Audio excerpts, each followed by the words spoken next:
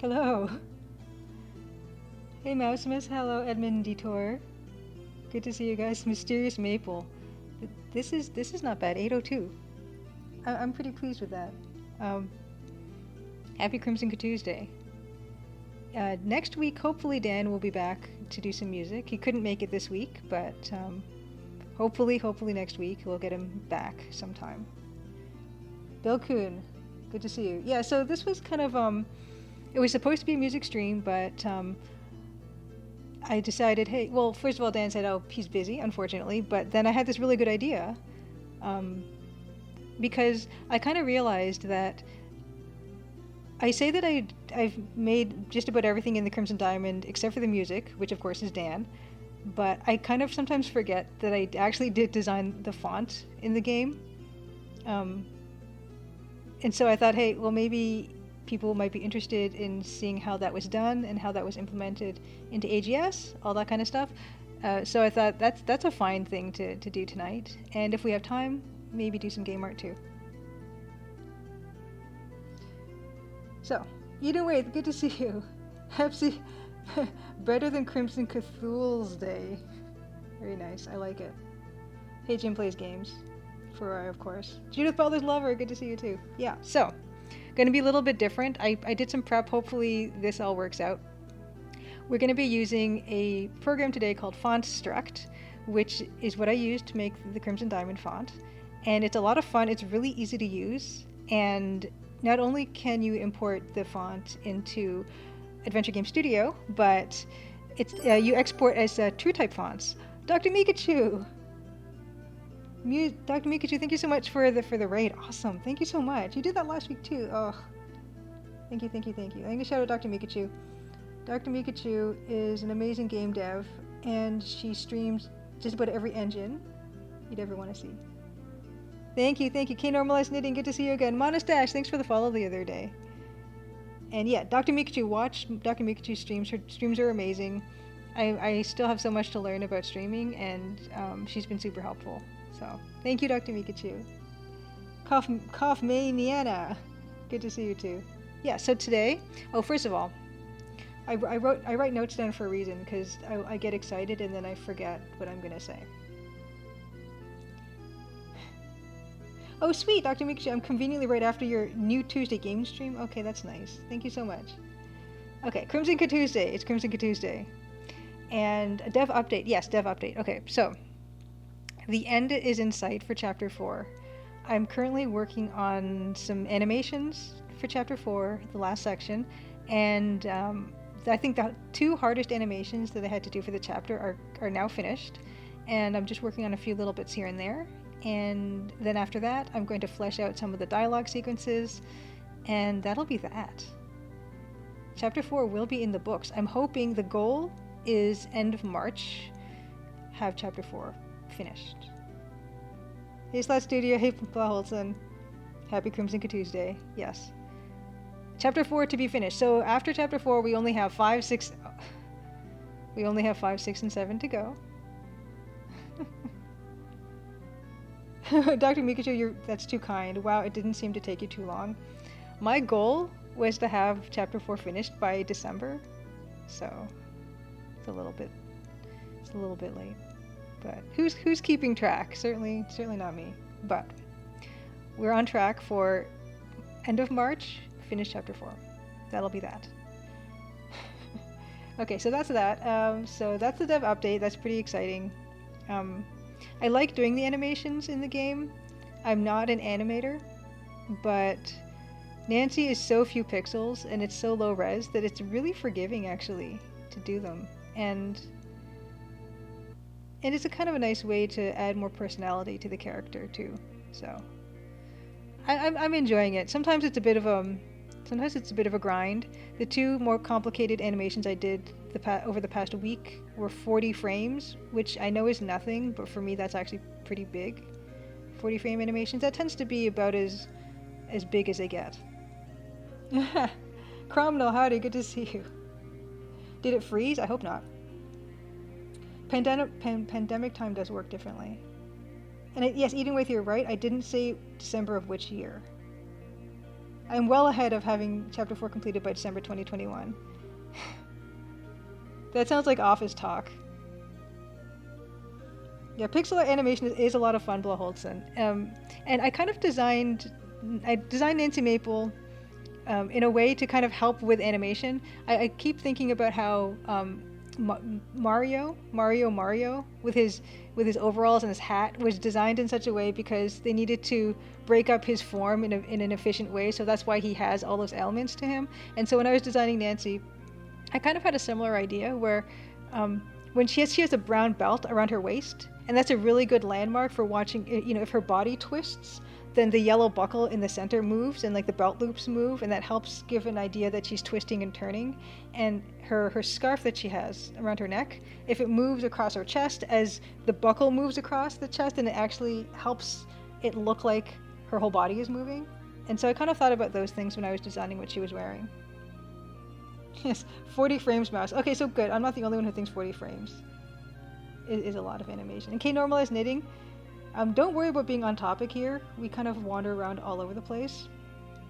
But yeah, these earrings, thank you for noticing the earrings. These were my congratulations to myself for surviving 2020. And they are called Erte, which was, Erte was an Art Deco artist and designer. And they're kind of Art Deco inspired. The jeweler that makes them is a brand called Ottoman Hands, and I'll put that in chat. Ottoman Hands. And I love their stuff because I not only like the Art Deco look, I also like bold jewelry, but it's basically like costume jewelry because it's gold-plated brass, I think, what this is here, and semi-precious stones. I like a lot of color and stuff, but of course I can't. Not too expensive.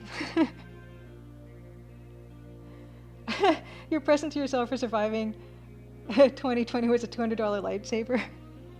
That would be useful going forward. I don't know how useful the earrings will be. But yeah, these earrings. They're now my favorite streaming earrings.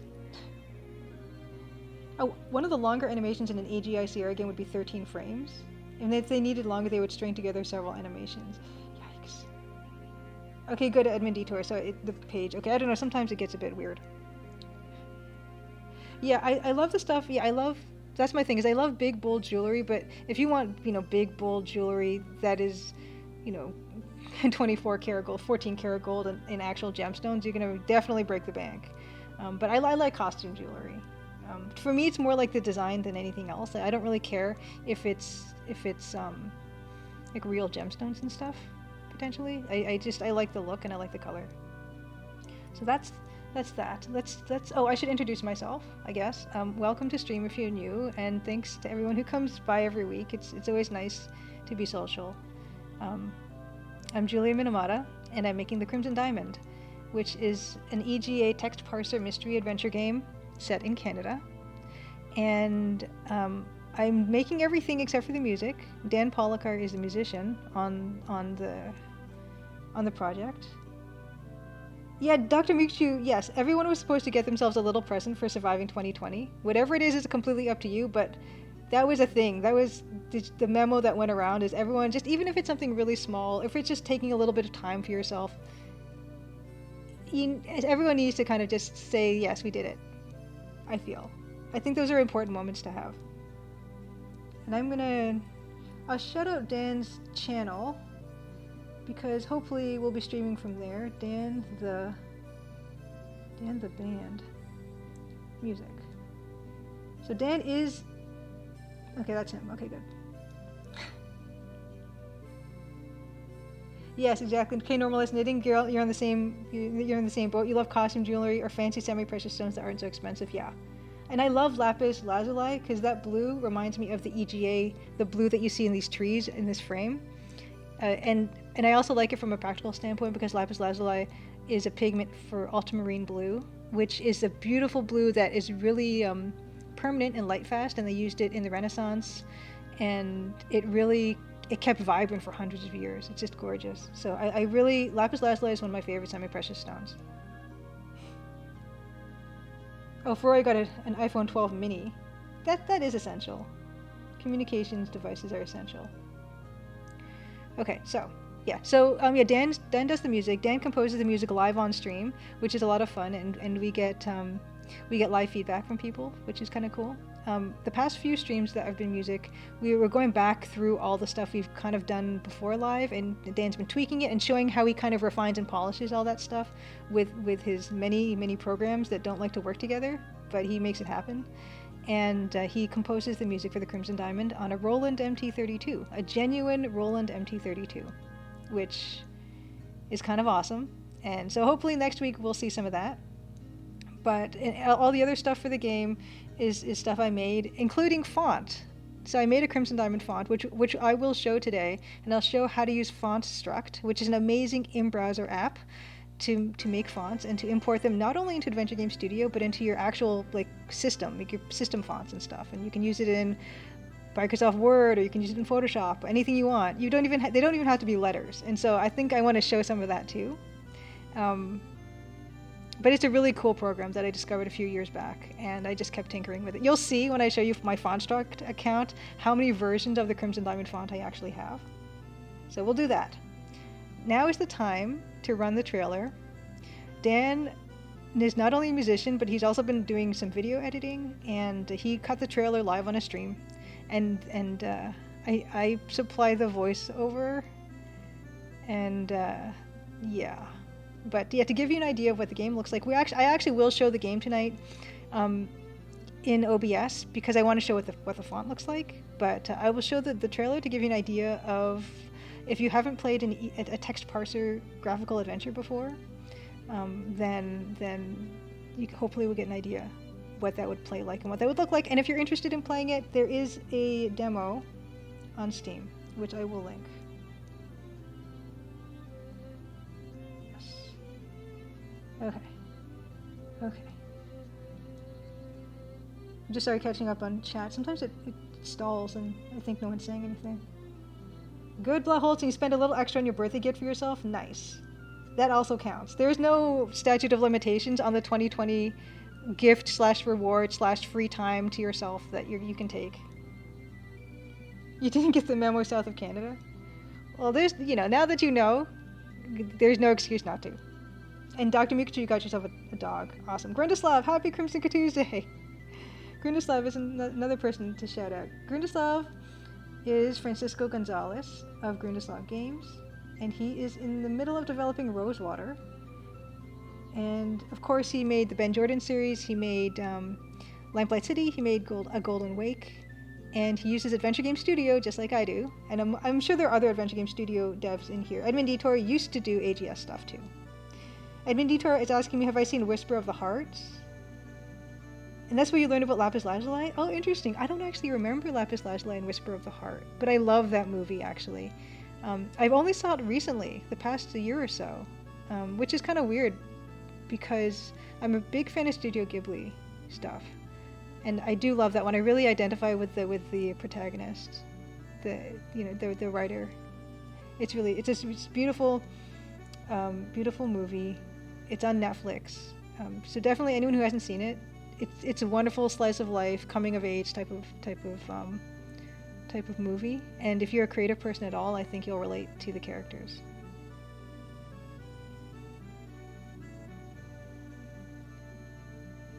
Ooh, watermelon tourmaline, K-normalized knitting. I don't have any watermelon tourmaline myself, but I do love that color combination put together. The pink and the green. It's gorgeous. DNA Beast, good to see you. Oh, you heard of Lapis Lazuli from the Sierra game Conquest of Longbow.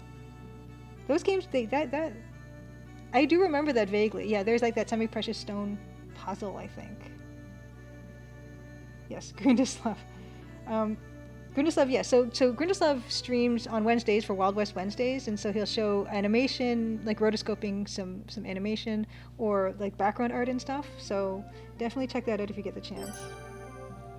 Sakana Cow, oh my gosh, thanks for the subscription. 2 months at tier 1, thank you. I appreciate that. Judith Butler's Lover says Lapis Lazuli was more expensive than gold by far until the invention of synthetic pigments. And yeah, the best lapis lazuli came from Afghanistan. I don't know if those mines are still around, but the most beautiful, even in the medieval times when they were making illuminated manuscripts, they would use this ultramarine, this lapis lazuli pigment, and it would come all the way from Afghanistan. And that's during, the 1200s, the 1100s even, I think.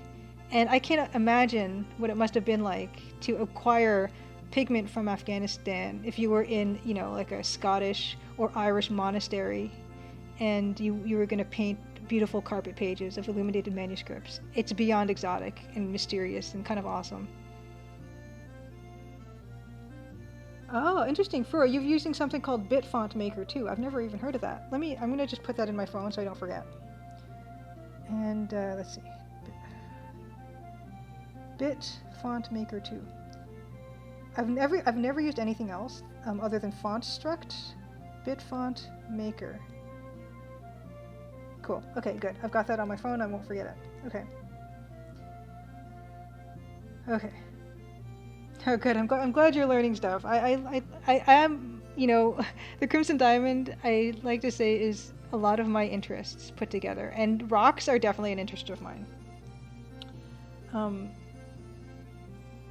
Yes, and you need this font open source. That's a really good thing also about FontStruct. There are a lot of fonts that people make that are completely free to use. Some of them, they have different creative licenses that can be applied, but you can search via different tags, and so that's really handy too. Deluxe Tux, good evening. Good to see you. Last Look, hello. Okay. I have not seen Silent Voice Cromwell. Phantom Fellows, good to see you. Now, Phantom Fellows is a friend of mine, and he and I think Rick CGG are making a point-and-click game. So that's awesome. Good to see you. I'm just catching up on chat. Ooh. Grindislav wants to know what should he do tomorrow? Animation or background art? Well, I know I feel like last week you were doing animation, so maybe background art this time? I try to catch them. I do have like a meeting I have to go to on Wednesdays around that time, but I try to catch a little bit of your stream. So maybe some background art, Granislav. There was a book series in high school that all witches used different gemstones for their spells. Dr. Mikachu? I'm actually interested in that. So if you ever remember, you can message me or something. Oh, and everyone has different connections to gemstones. So Granislav has bad flashbacks from Corandia 1.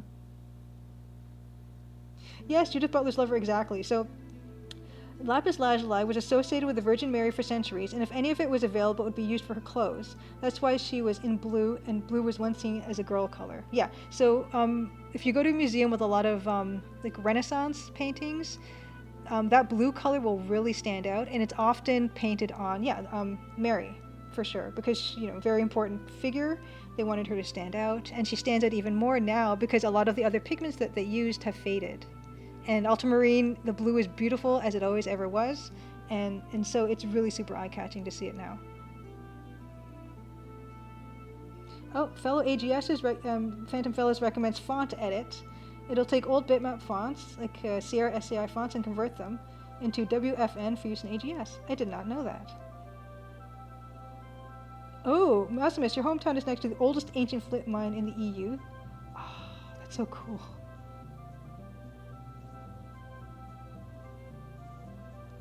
Okay. I don't think I've run the trailer. So every time I see Judith Butler's lover's name, I remind myself. I didn't know, Maximus, that there was flint jewelry. That's really cool. Huh. Okay, so we're running the trailer. I think I forgot to do that. And then we're going to get into FontStruct. Well, soon. Soon we'll get into FontStruct. Oh my gosh, it's 8:20. It's 8:20. Hold on. I will run the trailer. Okay, here we go. Crimson, Ontario was once a prosperous, lively mining town. But that was a long time ago. Now it's quiet, nearly deserted, and some folks aim to keep it that way.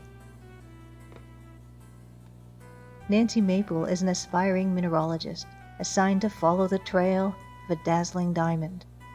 An intriguing cast of characters has converged under one roof, each meaning to get their own way. Or else. Will Nancy untangle the mysteries and machinations before it's too late? Will the sleepy town of Crimson shine once more? Find out in The Crimson Diamond, an upcoming adventure game by Julia Minamata. The Crimson Diamond demo is available on Steam and itch.io for Windows PC and Mac OS. Okay, yes, we're going to do font talk. I see people are demanding font talk. And okay, so the first thing I'm going to do is talk a little bit about pre-internet. If you wanted fonts, you would have a book like this book that I have here.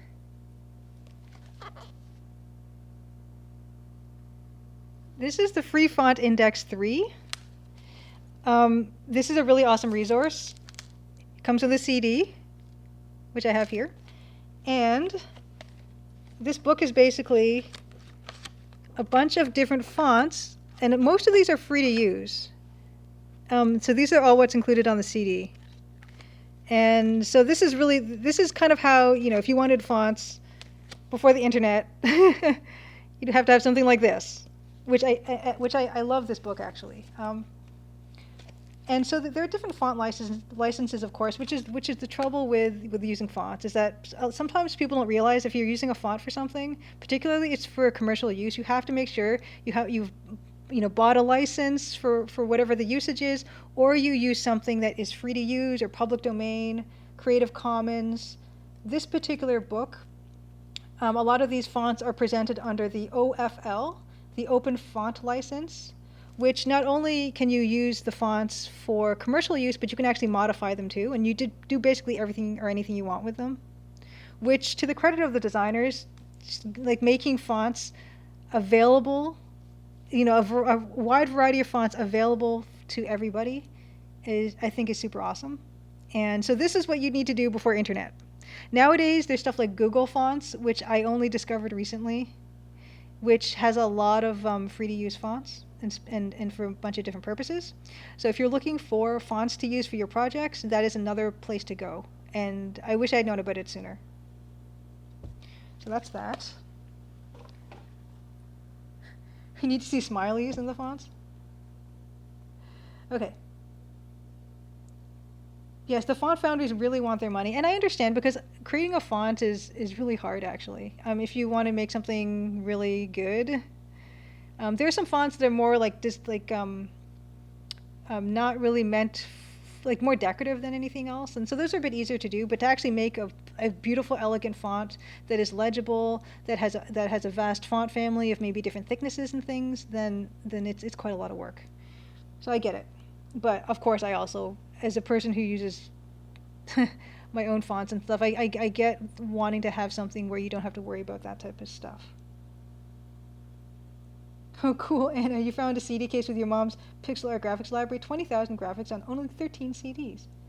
Slap Arial in there and call it a day. Oh, Papyrus. Okay, yeah. So, for people who remember, stuff like Print Shop back in the day, I've always kind of loved fonts because they really do give a certain tone or atmosphere or look to something, and it's kind of awesome to see the vast variety of stuff that's out there. And I'm going to show FontStruct now, I think. Because yeah, stuff like Papyrus, Comic Sans, there are visual reactions to certain fonts, which kind of goes to show how if the font does not match the purpose for the font, the context of it, then it can really make a huge difference. It can be it could be funny actually, and that's how key the font can be for the look of something. Let us look at FontStruct. Actually, you know what? First, I want to show. I'm going to show the font that I've created here. So let's take a look at that. Yes, fonts do convey a mood for sure. And it's like a tone of voice, exactly as Deluxe talks. Yeah, Undertale really takes advantage of different fonts. Okay, so here's okay. And certain fonts, yes, are like yelling. So here, hopefully you guys are seeing the game. Oh, Cromwell wants to know what I'm calling the font. I actually, the name it has right now is Text Venture, I believe, but I probably will just call it TCD or something like that. Oh, Algerian font. Yeah, Grindislav, that font is not my favorite either. And you are a huge font nerd, Gwendoslav? Oh yeah, I love fonts a lot. So let's take a look. So if you guys are seeing the game, hopefully you're seeing the game right now. Say if you're not. I might have to take a peek. Okay, good. Okay, so let's see. So just to show a block of text with the font that I've made. So this font is it's got some serifs, which are the little feet on the bottom of the N and the H, kind of weird serifs here. You got some serifs. I wanted to make the font look kind of old-timey, but not too old-timey. And when you're working at this low resolution that I'm working at, which is 320 by 200, you don't have a lot to play with in terms of space to do stuff in. So you can see I've got the letters have very short tails on them. The P has a very short tail, and they don't rise that far or high. And some of this stuff, yeah, like some of these are taller than others in certain ways. They're not perfectly uniform, because at this resolution, if I made this tail on this P too long, then each line would be way further apart than it is. And so that can be a problem with legibility. And actually, it was suggested to me, next time I make a game, that I should actually make the game 640 by 400 so I can make the font be higher resolution and have more kind of wiggle room to play with the font and tweak it to be something a little nicer looking, even if the rest of the art is 320 by 200, which is actually a really good idea, and I wish I had thought of that. Yes, Grindoslav also agrees, finding a good legible font for AGS games is very hard, especially at lower resolutions. Hey, Art Bicklaus! Welcome back. Good to see you. Awesome. Yes, I know the time difference is not your friend here. Eating with, you don't have a font nemesis? I like Verdana too. Papyrus was a favorite. I don't know Avenir. I'm not a fan of Comic Sans, I gotta say.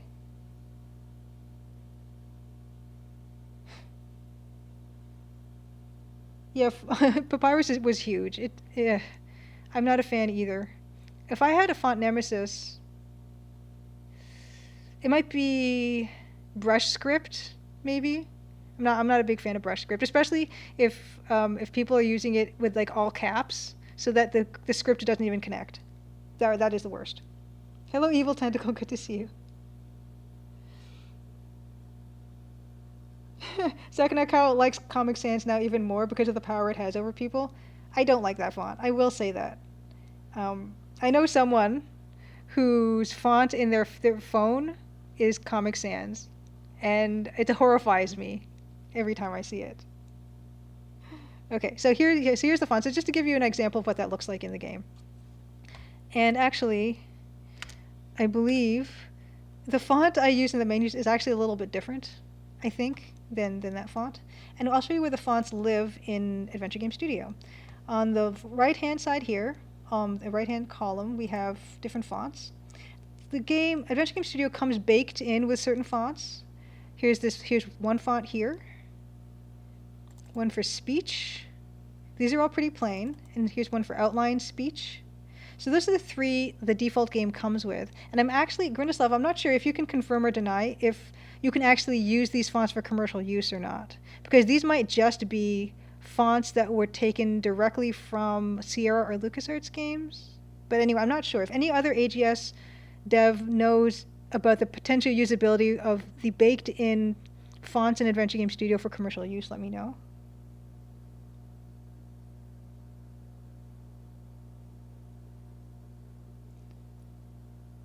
I named the fonts.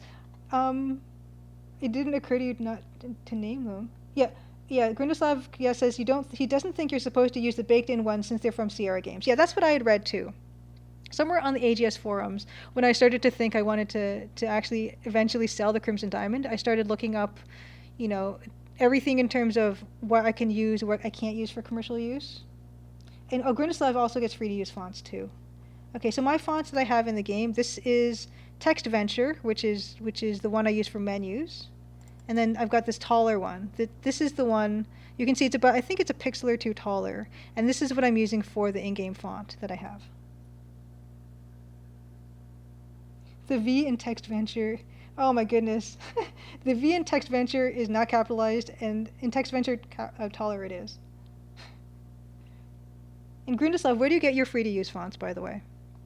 Okay, so those are the ones that we have in the game currently. And I will show font struct now. Okay, so this is font struct. It is, as I said, an in-browser font editor and creator. And you can see there's actually a huge variety of fonts in here. So if we go to recent staff picks, you can actually see a ton of these ones, all made by different people. And they have, they have different licenses here that will kind of tell you if you can use them, sort of what you can and cannot use them for. And so yeah, there's a ton of stuff in here, and you can see that they don't all look pixel based. They're kind of, some of them have nice curves and forms and stuff. But there are probably thousands of fonts in FontStruct. And it's kind of amazing. Like, look at this thing, Pipewire, that's gorgeous. FontStruct license. Non-commercial. Yeah, so I mean, you do have to take a look, and you could search by tag for sure. This whole thing. Okay, so Grinslav gets them from 1001freefonts.com or dafont.com. Oh wow, look at this thing. Oh, you can't FontStruct. Oh, so this is something you can just buy, I guess. This Freudian slippage. But yeah, this is, you can get just about anything on this thing, I'm sure. And so yeah, I mean, there's a ton of options here. Let's go to my FontStruct here, and here are text venture lower 2. Did you mean Mark Winder? And I didn't make this majestic dingbat. I don't know why this is here. Did you mean Mark Winder? Text venture lower. You can see all the different iterations this has gone through the years. And yeah, some of these are quite large. The problem is when like I said, if you try to make something with a bit more personality, you end up having these huge letters, and then the display font, you can't have too much written description in the game because the box would exceed the size of the screen really quickly. Oh yes, I remember those rub-off letters, Anna, with different fonts. Yeah, they would be great for Mad Libs. So yeah, it's called a burst. I forget what it's called. The scraper thing. Yeah. So here are all the different. You can see I was just learning, and this is all just work in progress. A lot of this stuff, but it's great because this stuff I did a couple of years ago, and it's all still saved here for me if I ever want to use it. So that's what this is. So let's take a look at Text Venture 2 lower 2. And here it is in all its glory. But let's edit it, for instance. So here we go. And you can see along the bottom, actually I don't know if you can see along the bottom, hold on, because I've got some stuff. I'm just going to minimize this a bit so you guys can actually see it across the bottom. You can see how slick this is. It just immediately resized everything. Okay, so we have a zoom here. We've got these tools. And you can see along the bottom here, there's A, B, C. You can just, each one of these occupies its own little space. And you can modify them as you want. And you just do this as you please. And you can preview it when you've made it, so I can say testing 1, 2, 3, all this. Global, you can change the spacing, see what that looks like. Really good tool. And so I don't know about any other font editing programs, but I found this one to be really excellent. Let's take a look at some of these bricks. So let's see, if I click once on the square, fills in, click once off, it stops filling in. There are different shapes and different arcs you can use too, if you want. So it's really kind of nice to use. Although I've only ever used the block myself, I can't really speak for all of these other shapes because they're not pixely. Are there other glyphs like adding accents, umlauts, and those other ones? Yeah, I'm so eaten with. Yeah, so let's see. That's the full length of this stuff, but you can actually, there's an option for, I think, editing them in something called, some sort of Mac OS thing called glyphs. So let's see, you can export glyphs file, edit and refine your design in the glyphs desktop font editor for OS X. So that's possible. I'm not sure if you could do that just in this thing, because it looks like it only has the very basic character stuff. If I'm just scrolling along the bottom, it doesn't give you much more than this. Although I wonder, yeah, I don't know if you can. Oh, here it is. Okay, so basic Latin. Oh, does it only have basic Latin? Oh, here we go. Yeah, so I mean, there's different things in here. You can have more Latin. Okay, here it is. Yeah, so Edenwaith, actually, thanks for asking that question, because now I know. Yeah, you can have more Latin here along the bottom. So you can have these extended character sets. Cyrillic, katakana, a bunch of different things. Cosmic 43, good to see you. Can you see the zoomed out view as you edit? Let's see. Yeah, I think it zooms out pretty far. Yeah, so that's the extent of how far you can. And I'm using my mouse scroll wheel right now, actually, to zoom in and out, too. So why don't we... Let's go back, actually. Let's not save over my glorious font. Let's just new font. New. Okay. Just as an example. Oh. Start font structing. Why doesn't it want to? New font. Okay. Yeah, it's got just about everything Edenwaith that you'd want, I think. What if you accidentally recreate someone else's font without realizing? And that's definitely easier to do in low resolution. That's a good question. I'm not sure what, if anything, people would actually do about that.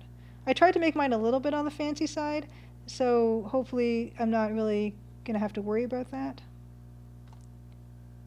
Can you construct your own font doing this? Yeah, absolutely. Okay, so let's see. For instance, let's take the capital A.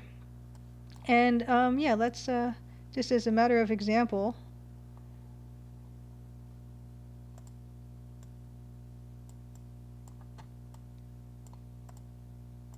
that's pretty good, right? A. Who wants a nice B? Not bad. C, etc.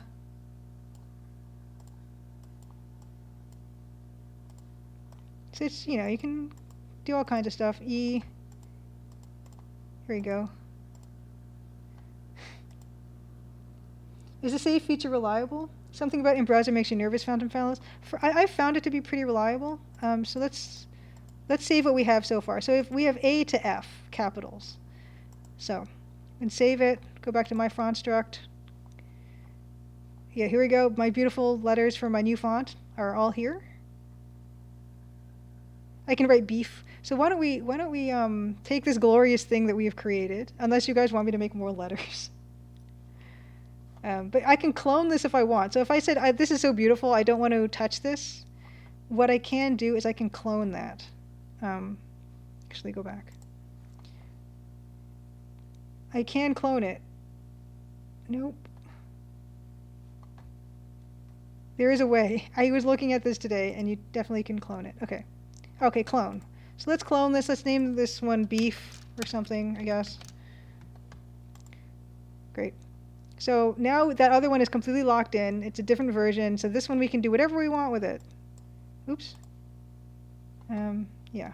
Oh, and then also, it's actually kind of weird because some of the stuff that I instinctually do in Photoshop, this also works. So the spacebar being the hand, and you can kind of drag this around. That also works in FontStruct, which I appreciate. Okay, let's go to G. That's pretty good, right? H. Nice. We're just on a roll. See, actually, it's not that hard to make fonts. I don't know what I was saying when I said that it was difficult to make them. This is going pretty well, I think, right? Oh, that's no good. Does undo do? Undo? No, it does not. Yeah, this is a breeze. Can write dead beef. Yeah, this is it. Oh, was that L? Oops, that's not L. That's not an L. I guess you can do one of those. That's nice. A click and drag. This is slick. I think this is even slicker than it was when I used it 2 years ago. M. But yes, this is Fonstruck. I'm just gonna look at my notes here to see if I'm missing anything.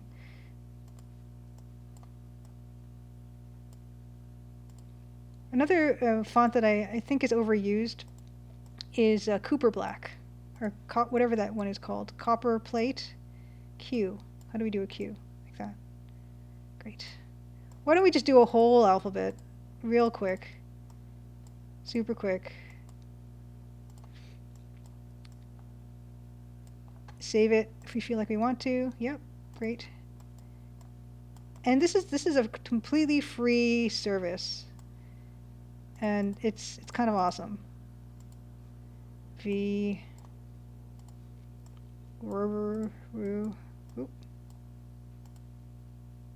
What's the file size for a font set? I will tell you once we export our beautiful new font. X. Not big. I don't think it's very big. Y and Z. Okay, great. So we can export.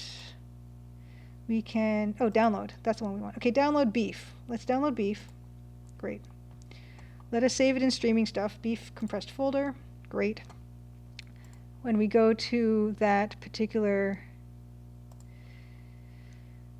destination, we'll get our beef, beef, beef. Here it is. And if we extract the files, you get a true type font. And the true type font is 6 kilobytes. But we didn't do a full font set, right? That was only all the capital letters. So Beef Vedica, yeah. Okay, so that's our font. And so why don't we put that into Adventure Game Studio? New font. So we get a font setting. We can import over this font, which we shall do, because that was just a system font that we were shown. And streaming stuff, beef, beef. You'd like some beef Vedica? Okay, so here we go. The size of the font, I think, is probably going to be, oh, that's no good. Oh, you know what? The X's mean we haven't supported that size of font. But sometimes you kind of have to play with the size. I don't know if it's looking a little weird. So that was 10. 16 looked too big. Let's try 12. Okay, that's closest to my vision, I believe. Okay. And so when we want to use that in one of the GUIs, for instance, you can, we were missing quite a bit of this font. We've got to call this font Beef Vedica. Great. That's our Beef Vedica. So why don't we look into the GUIs? Let's go to the save game here. And why don't we make the text box contents, if you go over to the right-hand side in this column, we can change that to our new eFont Beef Vedica. Oh, that's not that good because we only have all caps, which means we should probably, actually that's not going to be a good demonstration of that. Let's do the save button in Beef Vedica. Because the save game, if we put this all into caps, right now that's why those squares with the X's are showing, because we didn't make those letters. But if we go save, if we go beef. Alright. It's not quite on the button, but another thing we can change is the text alignment here on the right hand side. We can make it be, I don't know, bottom middle? No. Top middle? Middle left. Centered is off for some reason. I think maybe the baseline was wrong. No. Top middle, I guess. It might be that we're not on the baseline. Oh yeah, we're not on the baseline. Well, that's why the font is not. Well, you get the idea. Should have done one of these. Move this all the way down. Missed the baseline. You get the idea, though. That would actually work. Why don't I just, we'll do this up. Nice.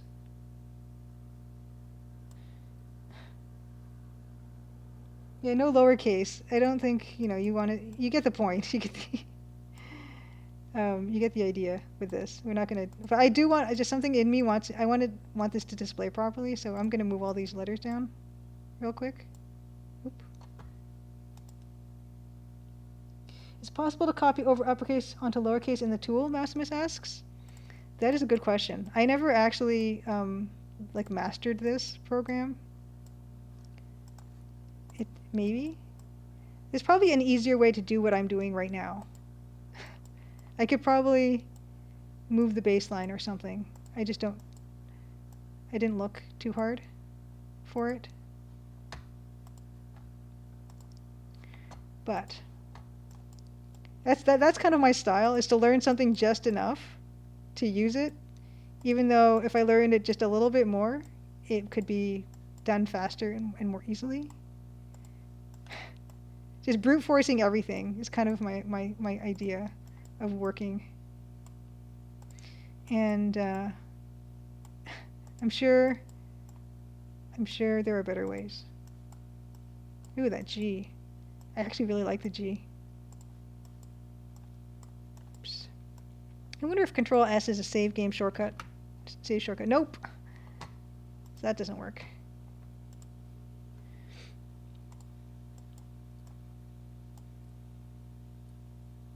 Okay, Maximus says it's possible in expert mode. Okay, to copy over uppercase onto lowercase in the tool. Okay, yeah, I just have, oh yeah, I am in expert mode right now. That's what this is. That's what that is. I guess I can toggle that on and off. So yeah, that's a thing that we can do, but we're not going to do that for now. We're going to save this. We're going to download Beef 2. And then we're going to implement that. Beef 2.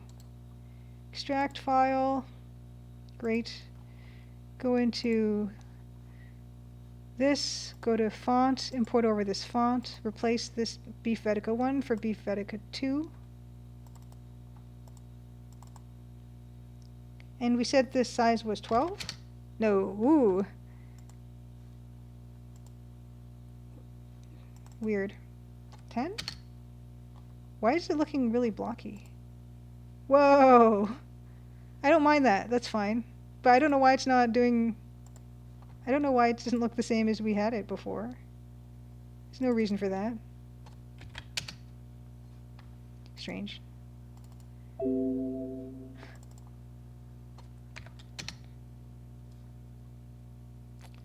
Right.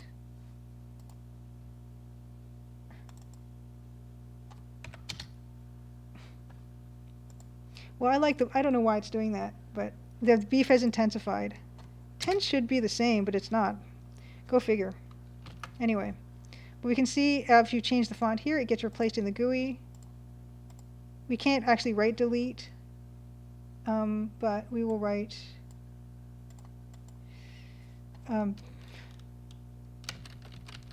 dead in. There we go. And we can't write cancel, so we'll write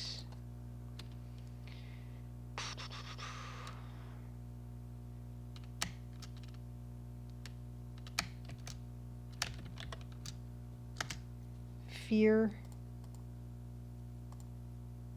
Great. Yes, it makes it easier. Okay, so that's it. So I mean, we can do this here, but we can also, what's kind of fun about this is that you can install this font into your system.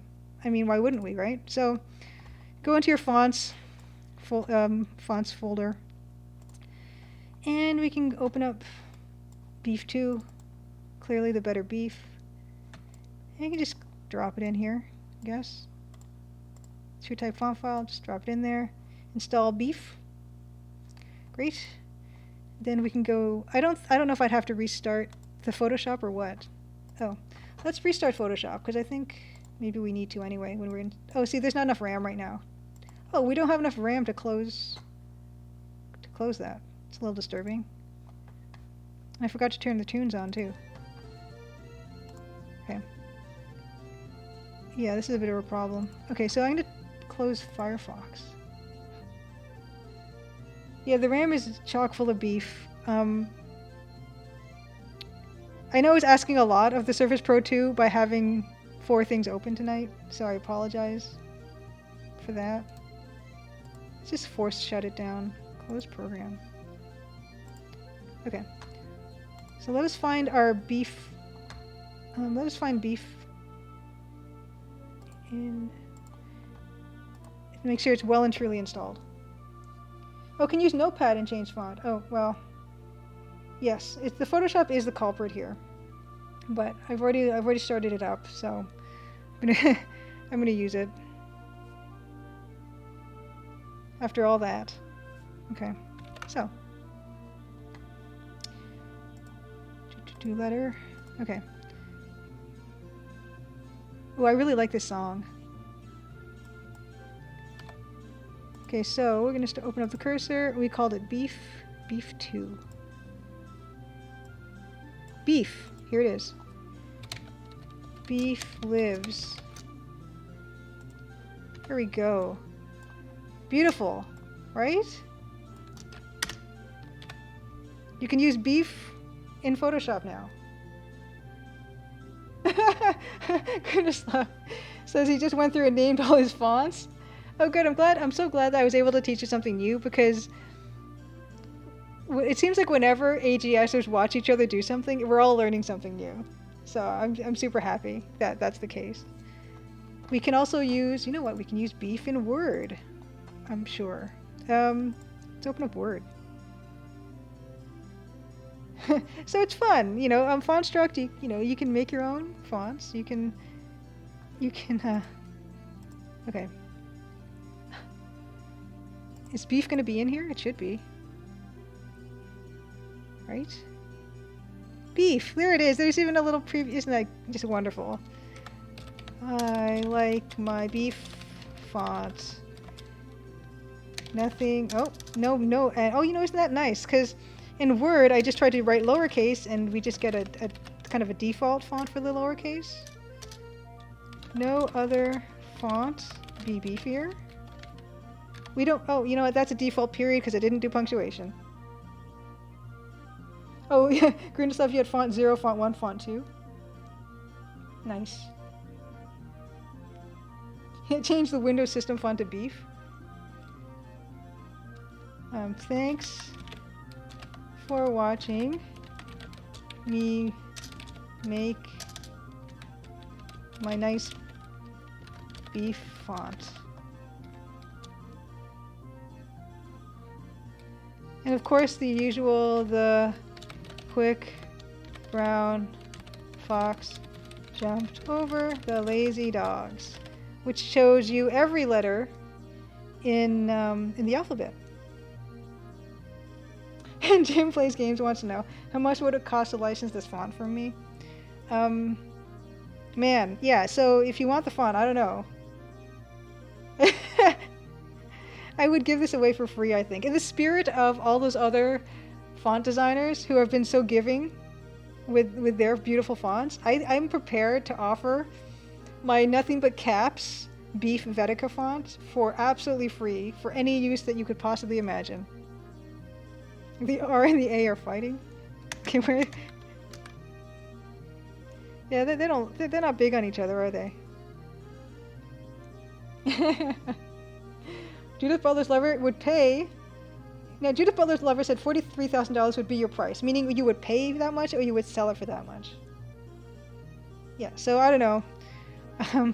I can make this true type of font available on my site if you guys want. But yeah, so that's the font with let me see, did I miss anything? I don't think so. Oh, and oh, something else. One more thing you want to know about doing the font thing. So for instance, in AGS, that's actually, I'm glad okay. In AGS, so hold on, is this TCD or what is this that I'm using? Sell it for that much and buy some lapis lazuli. I love lapis. I actually have a stone of it. Another favorite semi-precious stone of mine is malachite. Malachite being another stone that was used in pigment. Okay, so right now, the general display font for Crimson Diamond is still this other font that I designed that is nowhere near as nice as Beef Vetica. So we're going to change the default font for the game to Beef Vetica. Either way, I recommend, you know, trying a Fontstruct or any of the other programs people mentioned in chat. They're super easy to use and it's fun to implement them. Okay, so let's go to general settings here. So what we have here is stuff you can look into. So for text output, okay, so custom text window GUI. This is the normal text for the game. So hold on, let's look at the... Oh, you know what? No, that's not what I'm looking for. Where's the one that tells you what font you use?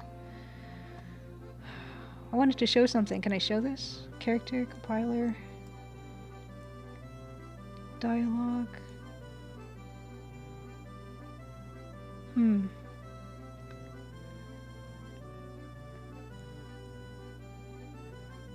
Where does that happen?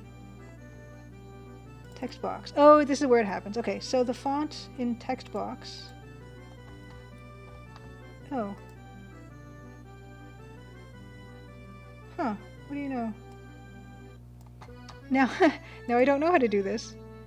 There's a way to change the text output. I'll need a copy of the lowercase. Yeah, a pixel font style would be really nice. I actually have a really great book that is video game fonts that were all made in like an 8x8 grid. So a lot of like Atari fonts and arcade fonts.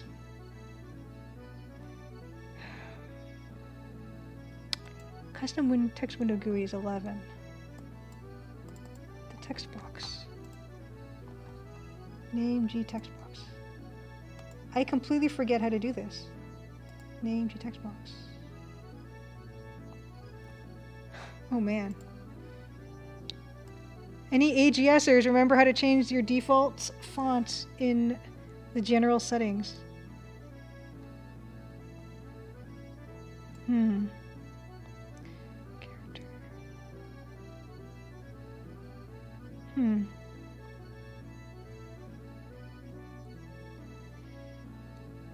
I don't know.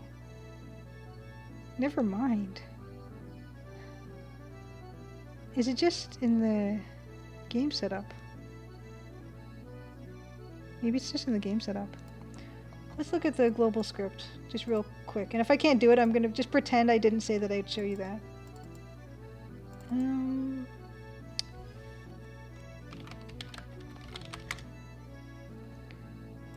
Does it say here?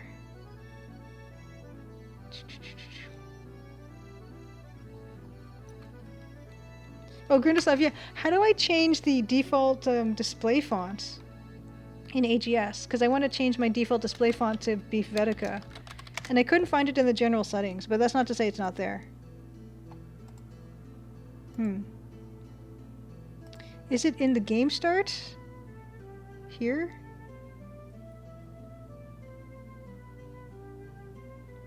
You use speech font for a text box, but change it from normal. You had to do global.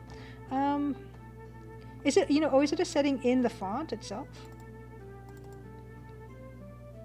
No. The ID is 5. Game.normal font. Okay, thank you, Grindoslav. Okay. Find game.normal font. Great. Okay, here it is. Okay, here it is. Okay, yes. Perfect. Thank you. Thank you, Grindoslav. I completely forgot. Okay, so here it is. Game.normal font. So right now it is set to eat font text taller. So why don't we change that?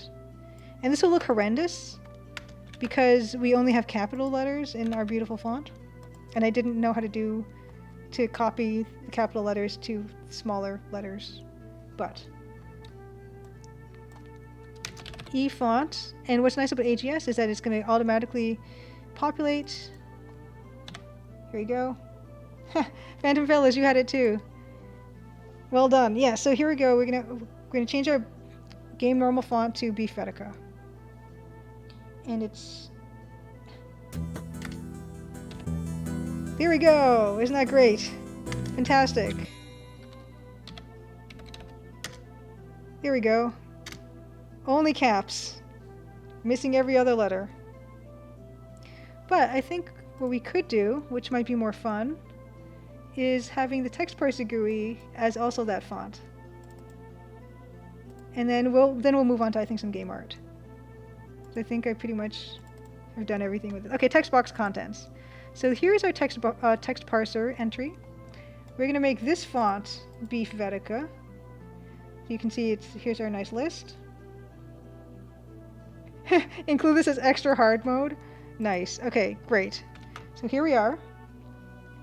Beef mode. Hard beef. Okay. So this should kind of work okay if I just keep the caps lock on for the text parser entries. In fact, let's change back. This is why we comment stuff out. Let's take it off brutally impossible mode and just let the text for the parser be that. Put an Easter egg in the game. Evil Tentacle says, if they type beef, it makes the font beef. Okay, so here we go.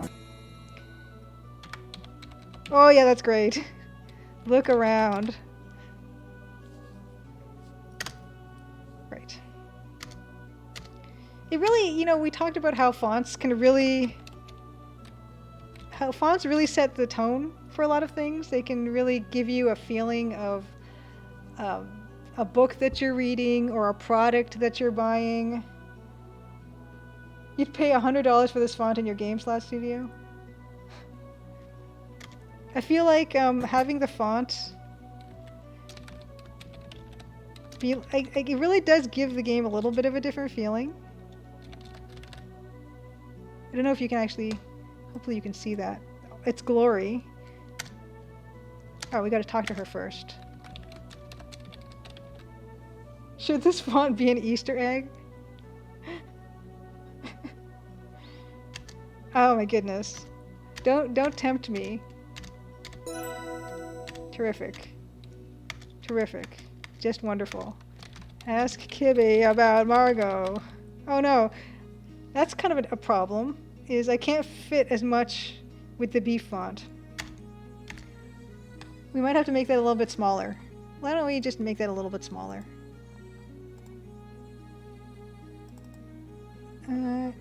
8? Okay. And so it's easy as that to replace the font.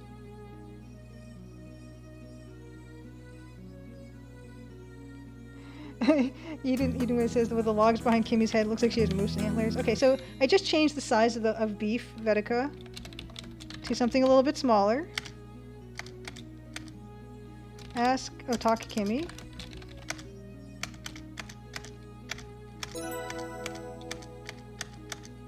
Ask Kimmy about log. Okay, so yeah, that fits better. Great. Beautiful. Just as easy as that. You can create your own font and import it not only into your AGS project, but just in your whole computer. The beef was too beefy. Couldn't fit everything. Okay. So that's that.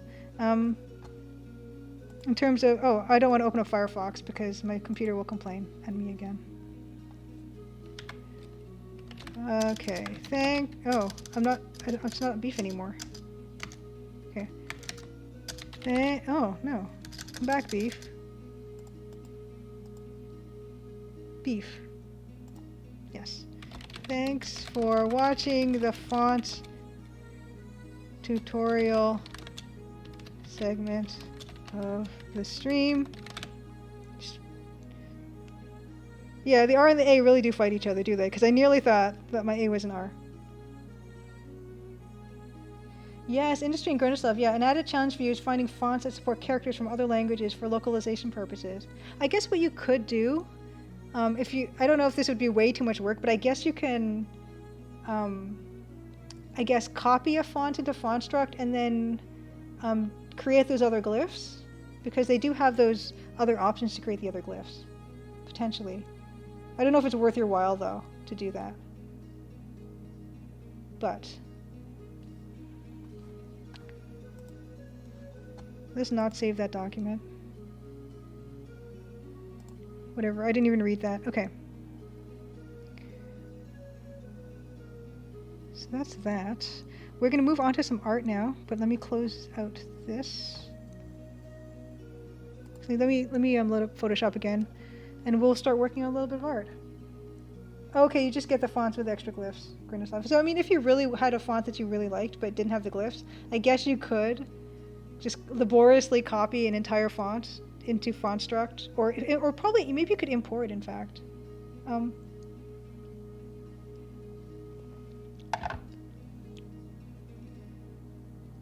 beef was quintessential art. It's true.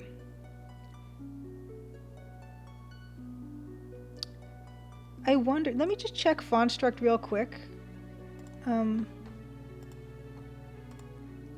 going to check FontStruct real quick to see if you could actually import a TrueType font to edit it. I feel like you can't, but I don't know. Okay.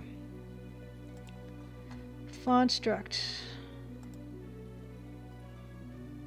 Oh good, I'm glad you like that Jim Plays Games. Okay. Wonder. Can I import? Probably not.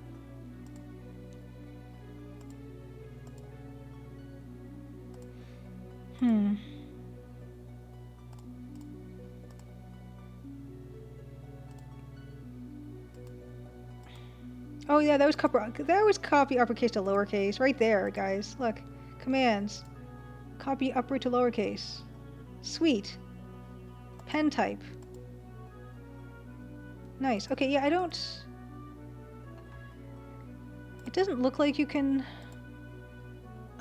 import anything. But anyway. Art Bicklaus, thank you for dropping by. I really appreciate it. Have a good night. And yeah, I'll put the rest of this on demand, video on demand when we're done. But yeah, so let's go into Photoshop and start some art stuff. So we're gonna go for another hour, I think. Oop. We're gonna go for another hour, I think. Desktop. And see what we have. Streaming stuff. Okay. We were working on the guy. Here, this guy. And I think we're going to work on maybe a little bit of animating that guy, because I was doing animating for chapter 4, so it's kind of fresh in my head. So why don't we do that? And oh yeah, we're working on the figure for this scene. Oop. Oop, oop, oop. Okay, here it goes. Okay. Oh wow, wait a second. I must have saved that in a different part.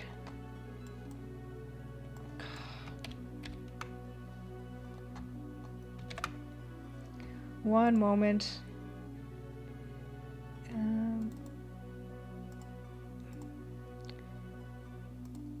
When you save stuff all over the place, and then don't forget where you saved it.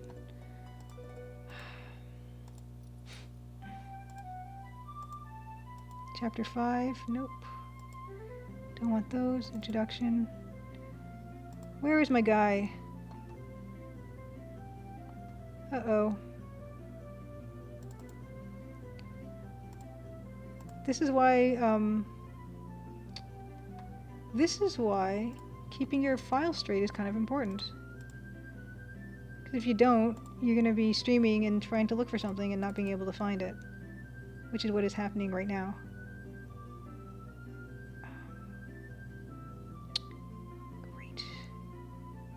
Great.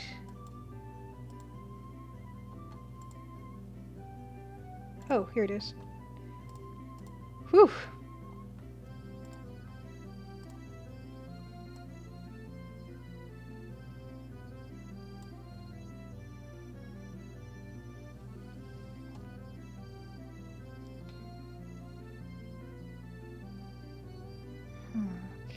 Okay, great.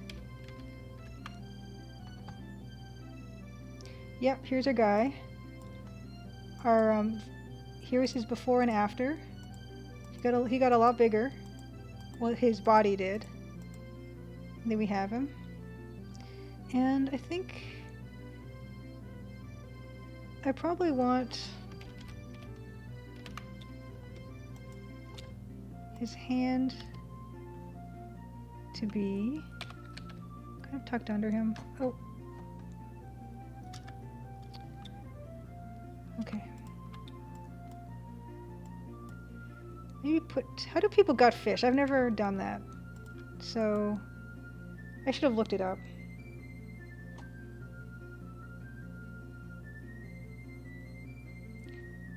Oh, Losers Who Larry 2 Deluxe Deluxe. You've never played it before? I gotta admit, I've never played a single Larry game from beginning to end.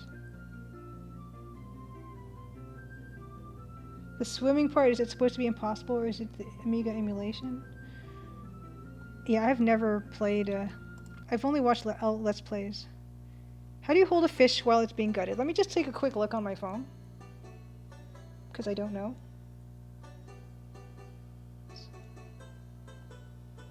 How to gut a fish. Hey Kisai Tenshi, good to see you.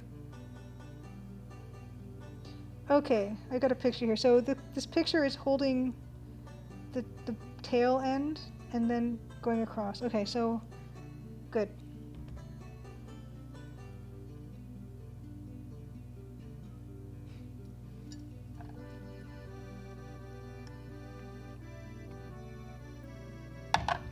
Okay, so holding the tail end. So let's be a little bit more accurate than my first guess at how to gut a fish.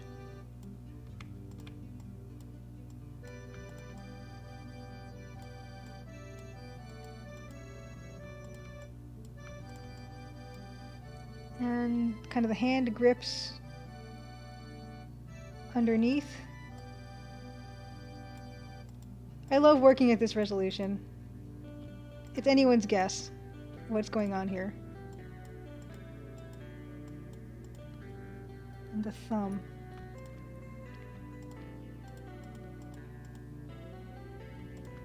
Well, if Grindislav's still here, or any other AGS person, I mentioned that I've been doing animation for Chapter 4 for the game, and I'm wondering how big your animations tend to be.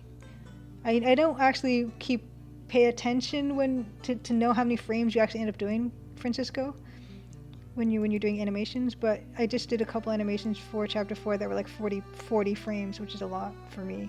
I'm just wondering what your experience is with that. Yes, you got a fish from the anus to the head. So yeah, that's why you gotta kind of hold the tail end, and then you kind of do one of those, apparently.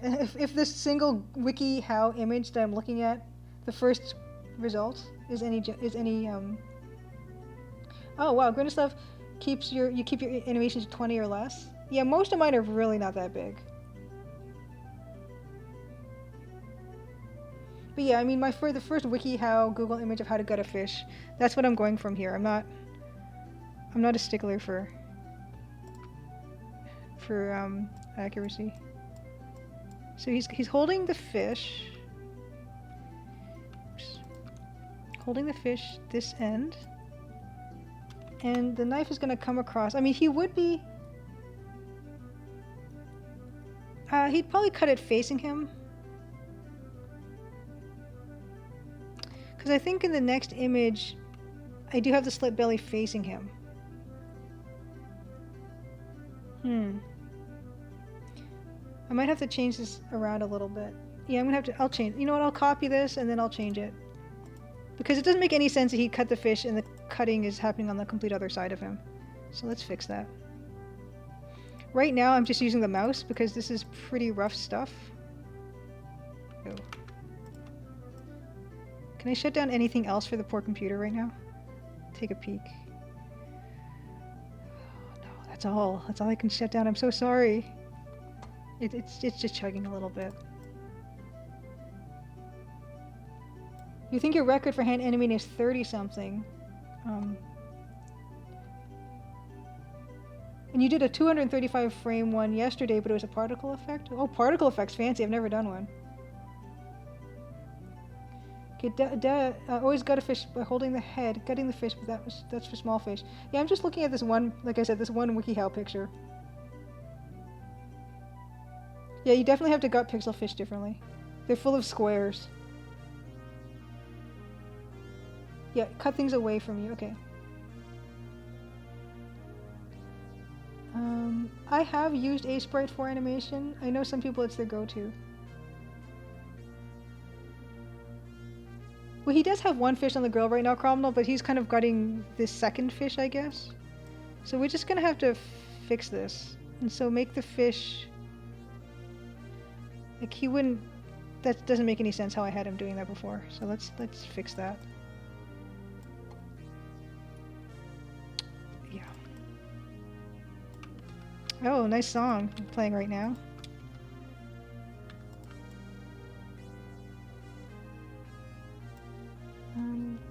Okay, so we can change this hand even. Great. So he's gonna hold the fish.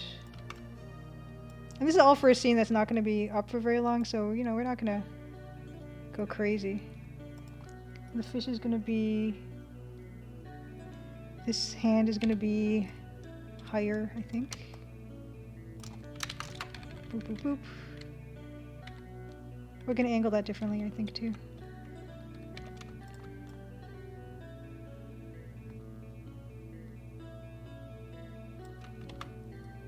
All rise. Oh, Cosmic Void 3 has read that the Canadian national anthem is based on a piece by Mozart. Did not know that. And Sakana Cow, you're right. Sprite is really nice for animation. And I keep telling myself I need to learn it better so I can use it better. But yeah, the two 40+ animations I did this week, I did in Photoshop, just like we're doing now. And that's not great.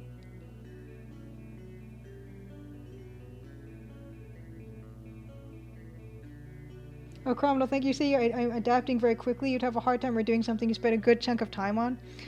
Well, this piece, I don't think I really actually spent a heck of a lot of time on, which is why the gutting of the fish looked really weird. Like he was cutting it, like not even facing him.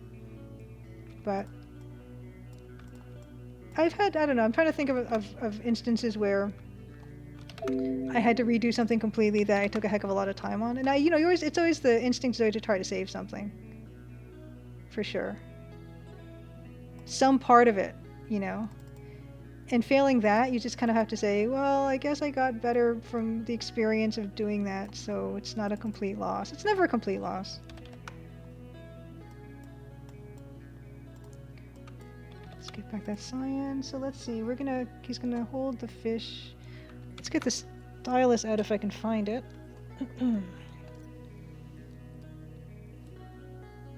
Oh, Phantom Fellow said, oh, okay, use Timeline FX, go into Live. You don't use Image Ready to export the animation to separate frames?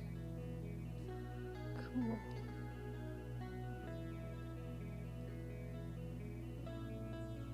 Oh, Satsuyu says at a cursory glance, the Quest for Glory 1 animations top at around 10. Holy cow. Well, there's an art to that too.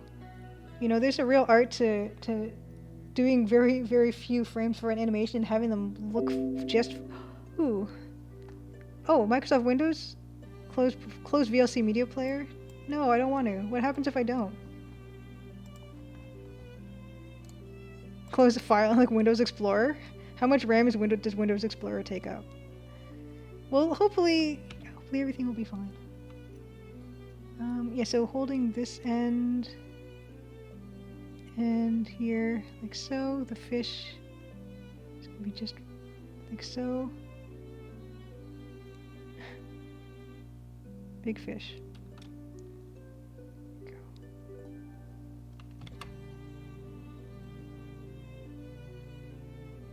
Hey, Dream Boss, good to see you. Oh, Sakana Cow, yes, this is Doug Herring in this picture. The photo reference I have, who was the artist who made Colonel's Bequest, was the principal artist for it. And so my number one inspiration for the Crimson Diamond.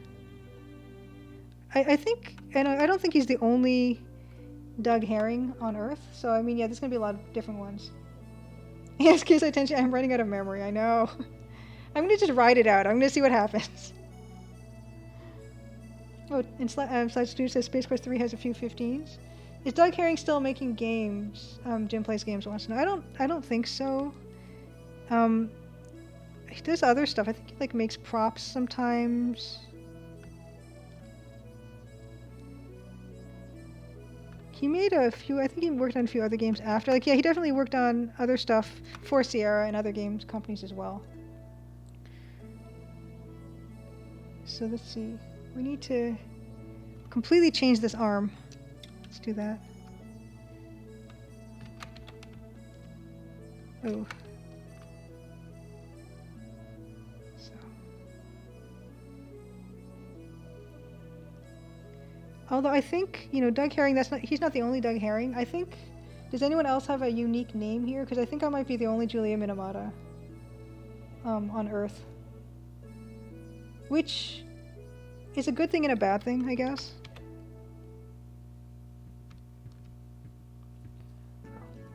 I'm still looking at my little picture of this fish being gutted. Okay. So...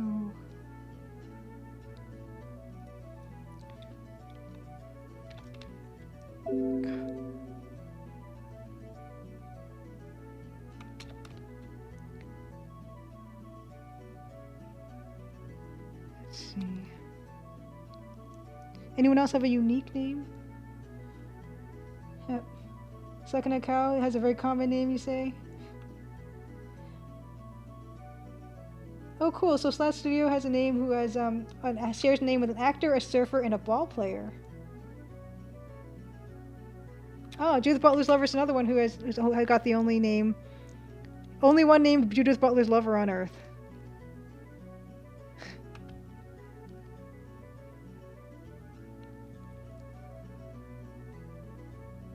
Yeah, exactly, Kisai Tenchi. Only one in Google when you have a unique name, but then yeah, everyone can find you really easily. Oh, Sakanaka, you once met a very angry person with your same name at the post office? Jim Plays Games shares a name with an unscrupulous doomsday cultist in the US. And even with your birth name was John Jacob Jingleheimer Smith.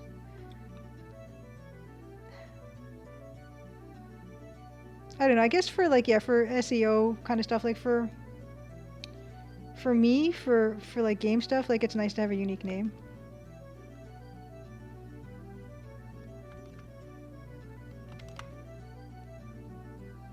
Oh man, Kisai Tenchi, I have a friend who has the same name as politicians in her federal electoral district. Oh.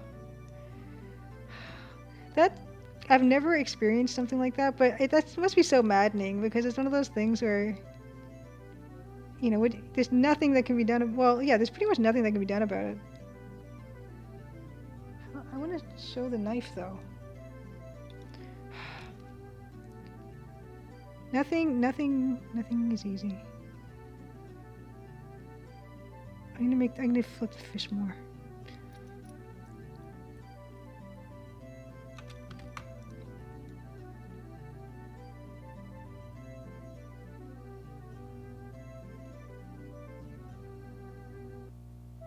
Oh, there's even another YouTube channel called Jim Plays Games, but you were first, Jim Plays Games. My gosh, yeah, Another advantage to having a unique name is I didn't have to come up with a company name. I'm using my name because that's not a problem for me.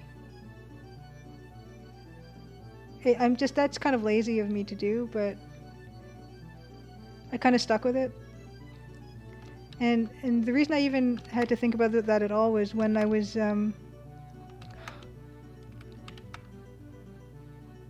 when I needed to submit a company or studio name for the Ubisoft Indie series in Toronto, and I didn't want to rush to create a company name in 2 weeks or whatever, because it takes me forever to name stuff, and I'm riddled with doubt. And so I didn't. I put my company name as my name. Nothing Julie Minamata Studios, nothing, anything cool. I just went with my name because, yeah, I don't have to worry about anyone else saying, well, I already am using that. Turns out Minamata is not a very common Japanese name, which is nice.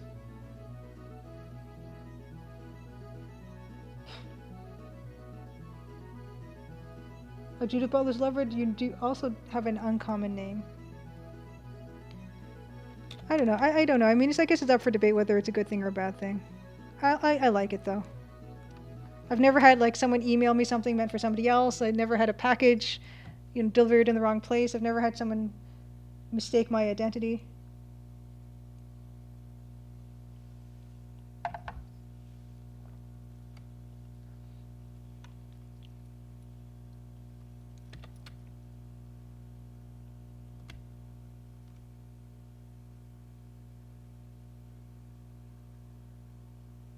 Uh-oh.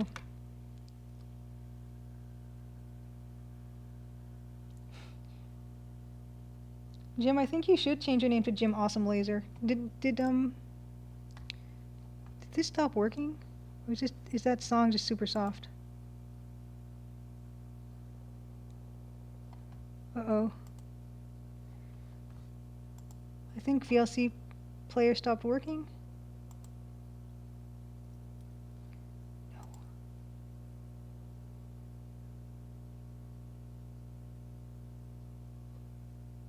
Oh, nice Kisai Tenchi. You used the first one to use Kisai on the internet as a username. Huh.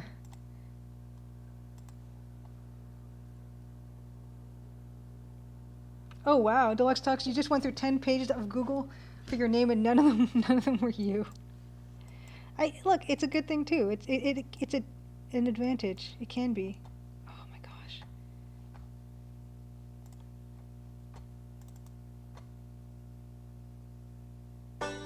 Oh, sorry. It's probably really loud. Okay.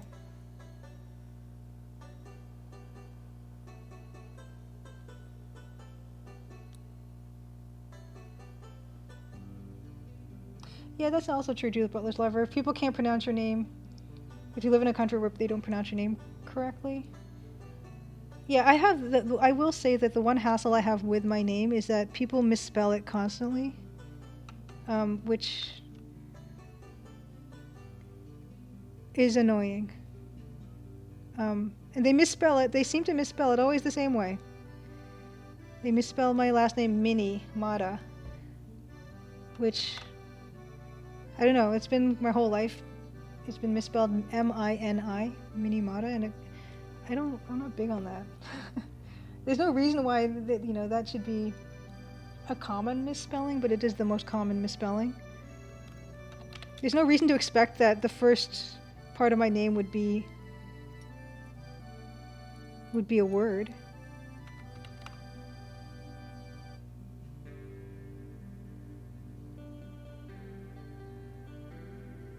Oh, Grindeslav, also your first and last name get misspelled all the time? I don't know. I mean, I think your name's pretty easy to spell. Is it because Gonzalez, they use an S somewhere? Or two places? Maybe? And no one can spell your name, your real name, Kisai Tenchi. Ugh.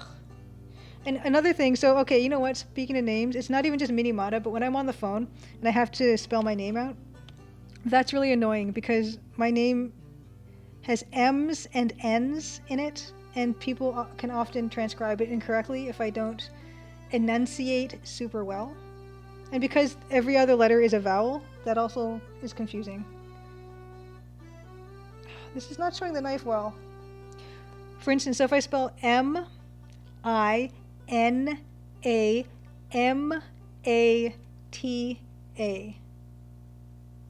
it gets to become a rhythm and people get confused. So you go M as in Mary, N as in Norman, that whole thing.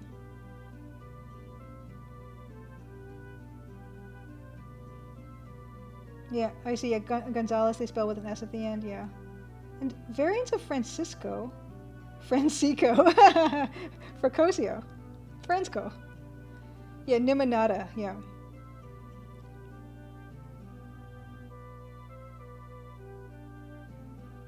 I like Fracosio. Francisco.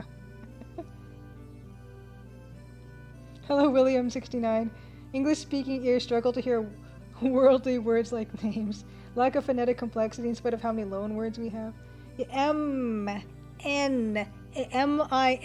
Like M-I-N-I? No. No. Use the NATO alphabet? I don't know the NATO alphabet. I just know like the air traffic controller one. Is that the one? Like M is in... Oh, I don't know what M is on that. It's not motel because H is hotel. M is in... I is in India. N is in... Judith Butler's lover, thanks for hanging in there. Have a great sleep. Good night.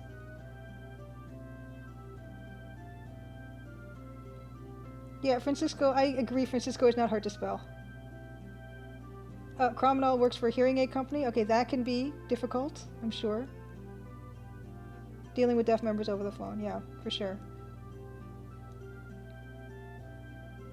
You would break it up into chunks, Deluxe Tux. You're speaking like a programmer here. Me, nah.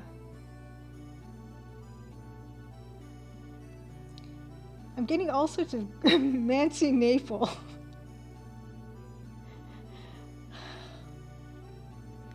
Mancy Naple. I never even thought of that. That's awful. I'm having trouble with this knife, you guys. I can't draw how to gut a fish. I need to put this elbow back. I swear I can work faster than this. You guys are very diverting, though.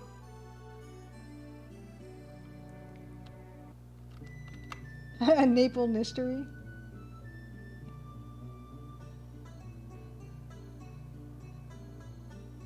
Oh, M is in Mike. Michael? M is in Mike. A is Alpha, B is Bravo, C is Charlie, D is Delta, E is Echo, F is Foxtrot. Is that the one? G is... Oh, I don't know, G. H is Hotel, I is India, J is... How do I not know J? J is in... K is in... L is in Lima. M... N... O...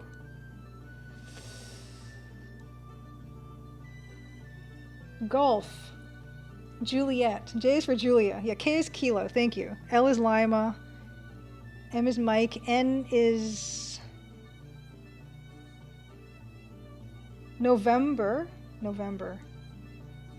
What's O? Oslo. O is Oslo. Oscar?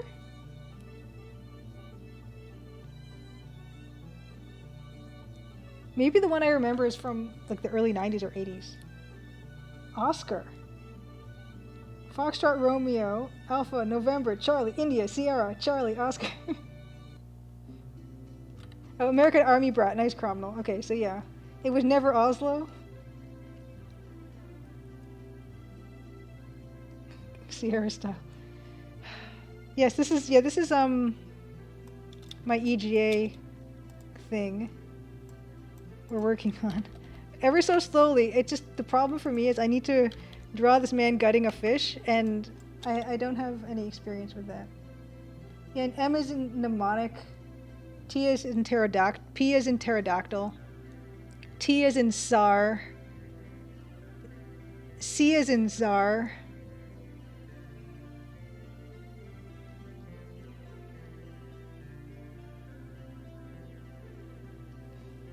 B is in Belgium.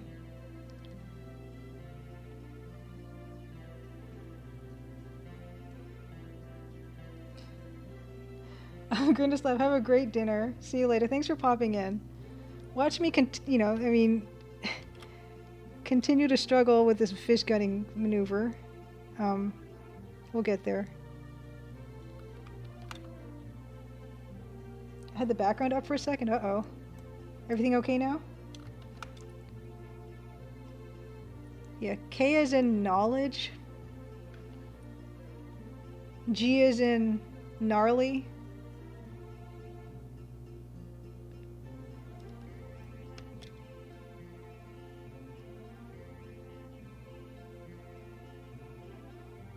Y is in ytterbium, that element that's really far down the table. Oh, you want to see it with the background? Sure, yeah, of course. So this is what it looks like right now. The green is just because I was working in green, but I can scrub that out, just delete it. And here it is with some shadow, some dithered shadow. And then we may do this kind of, whatever that's called again, vignette, maybe not. But it's getting there. And what it looked like before was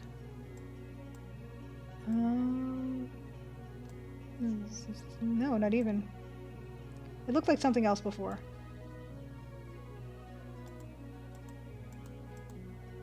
But having a little bit of trouble gutting this fish for no reason.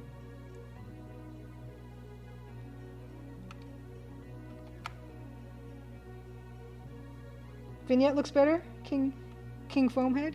Yeah, I might do. I think it's nice because it does. I did have it for the original rough art. So yeah, I mean, I probably will end up doing that again. So let's get this knife in this man's hand.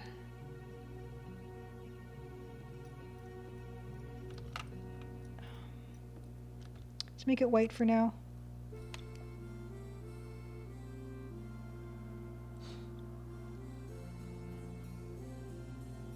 Crominal, thanks for dropping by. Have a good luck cleaning this fish. My gosh. Okay, here we go. I think we're getting somewhere with this. I just had to get that. That's more like it. Okay, I'm feeling a lot better about this now. Yeah, King Foamhead. I'm not going to actually show the fish being gutted necessarily.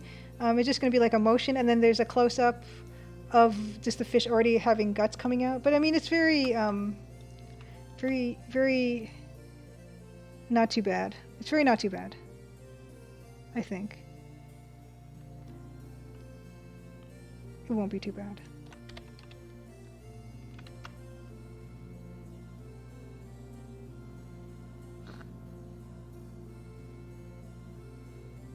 Oh, thanks, King Foamhead. This is taking forever, though. I'm just having some technical difficulties revolving around this very technical scene that will be on the screen for 2 seconds. Yeah, it's gonna be just it's gonna be like a 2 or 3. His arm is just gonna go across, and that arm is looking really tiny. So when we do that, ooh, beefy. Beefy.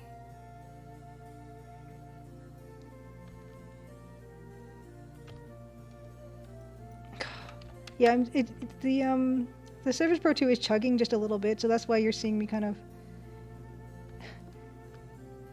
Sometimes I don't grab the right color or something.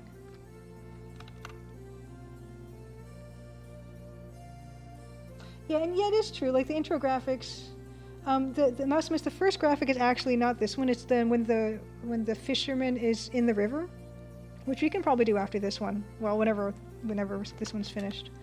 Wow.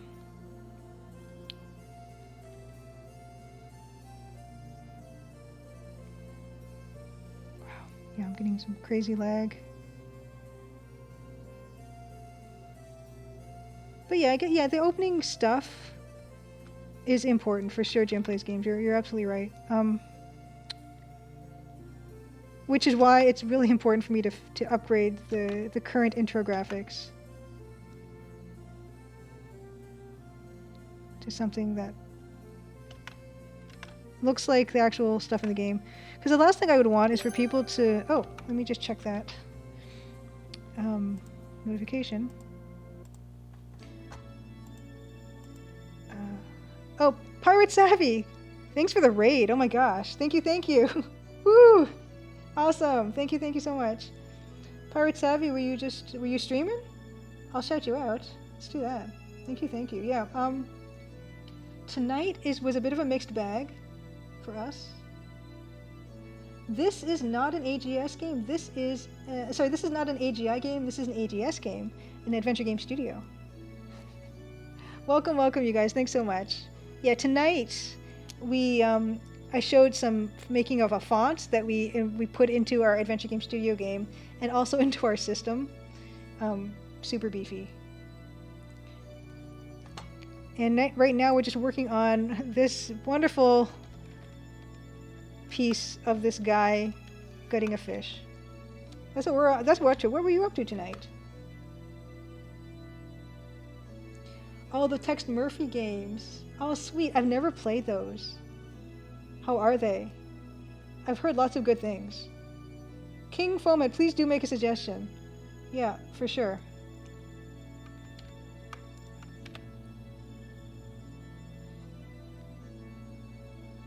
Yeah, to Tex Murphy, like I never was really into the FMV stuff. I think because at the time my computer couldn't handle it.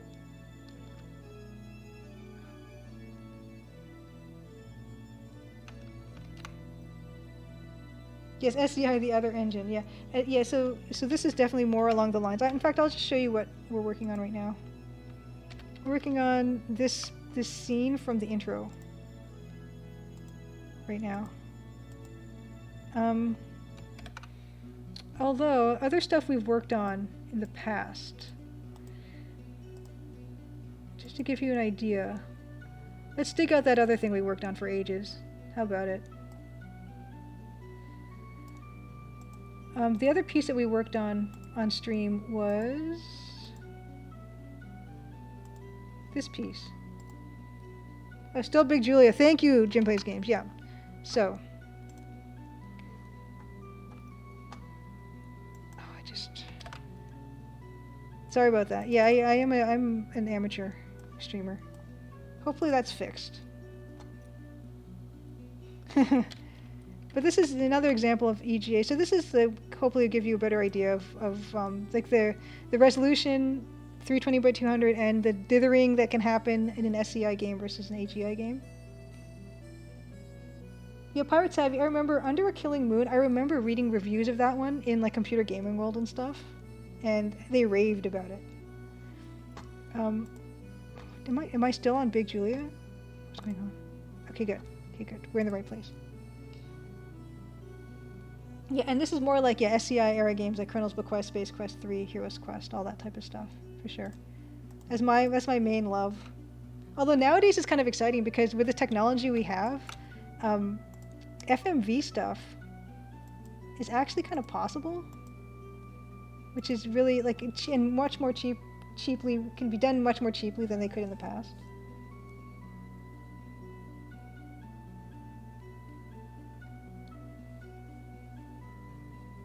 And that's awesome that you're streaming for charity, Pirate Savvy. That's really cool.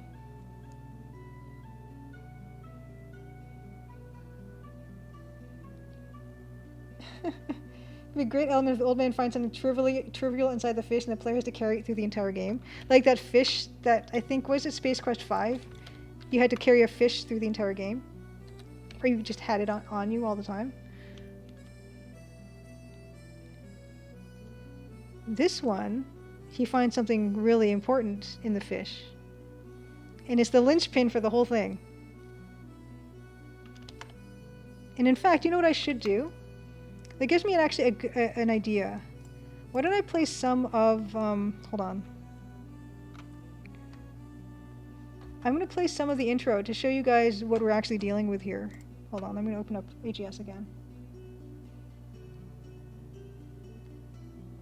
Oh, good, Evil Tentacle. Like, you're saying that watching streams has inspired you to try pixel art? Oh, I'm so glad. I love hearing when people are interested in doing this stuff after watching it, because that's all that I could ever hope for, you know? Is for people to make stuff. I think it's the best thing. Yeah, King Foamhead. So I'm going to show a bit of the intro right now, just to show you guys the art that we're upgrading. In fact, detective themed games. You're gonna play Laura Bow too. The Laura Bow games, awesome. Oh my gosh, and oh, please do play the Crimson Diamond. Well, the demo is available. So let's just, I'm gonna turn the music down a little bit. Let me stop VLC. Yeah, there's definitely the full game to be waiting for, but there's also the demo if you're interested at all. And Pirate Savvy, if you do end up streaming the demo, I'd love to just jump into chat and watch you guys play it, because it's free playtesting, and I love it. Wait a second. Oh, Yanakon, thanks for the follow. Awesome. Yeah, so we're gonna show quickly. We're gonna show the intro. Well, some of it anyway. New game. Turn the music up? Okay. Dan would never forgive me. Okay. So this piece is an original piece composed by Dan Polakar, who is the musician on the game. And next week, hopefully, we'll be live composing music on his channel. Which is...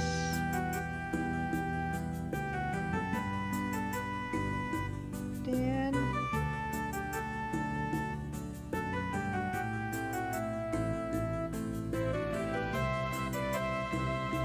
So we're going to be there next week. Yanakon, yes, thanks so much for that follow. And those are adorable emoticons. Just quickly... King Foamhead, thanks for the follow. Okay, yeah, we're going to show this. But yeah, so Dan's going to be live, hopefully, streaming music next week. But let's look at the intro. And keep in mind, the intro is placeholder art, and that's what we're upgrading right now on the art streams. Okay, Crimson Ontario, 1914. And this is the very first screen everyone sees. So that's what we're going to probably work on next after the nighttime scene.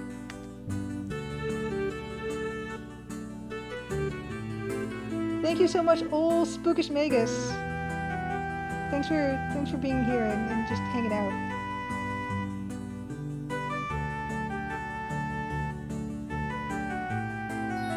So you can see that's what we're working on currently. It gets better, I promise.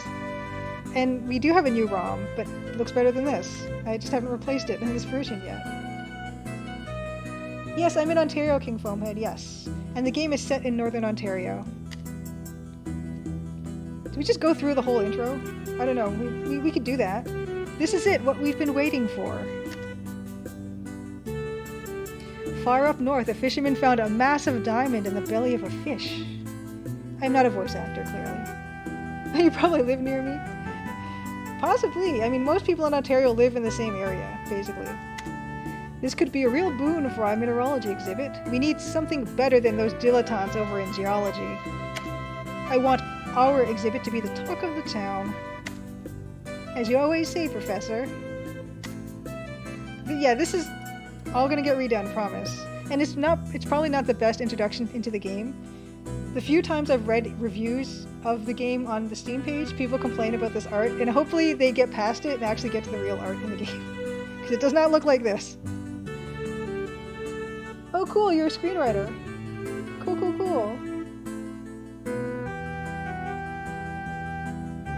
What have you worked on and stuff, if you can say? If you want to say, you don't have to say.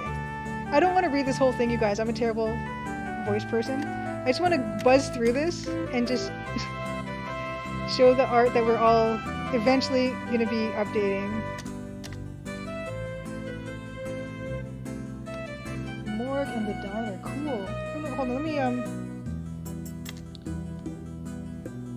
yeah, there it is again. We're going to fix all of that. Cool. Okay.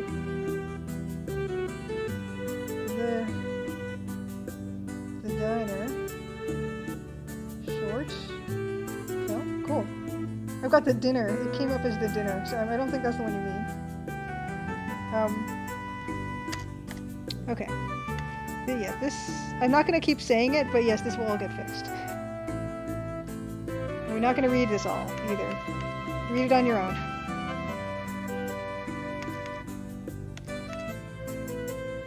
Okay, you get the idea. There's a lot of art that needs to get fixed. We're going to skip over. So this is what the art actually looks like in the game. Oh my gosh! I forgot. So you guys, in the first segment of the stream, we made a custom font, And the custom font looks like this. For fun. That's not what the actual game font looks like. The actual game font looks like this. But just as a means to demonstrate how to implement a font into Adventure Game Studio and make our own font in FontStruct, that is what we're working with right now. Look. Yeah, it's terrible. It isn't good. So why don't we put that back to normal? That's probably a good idea.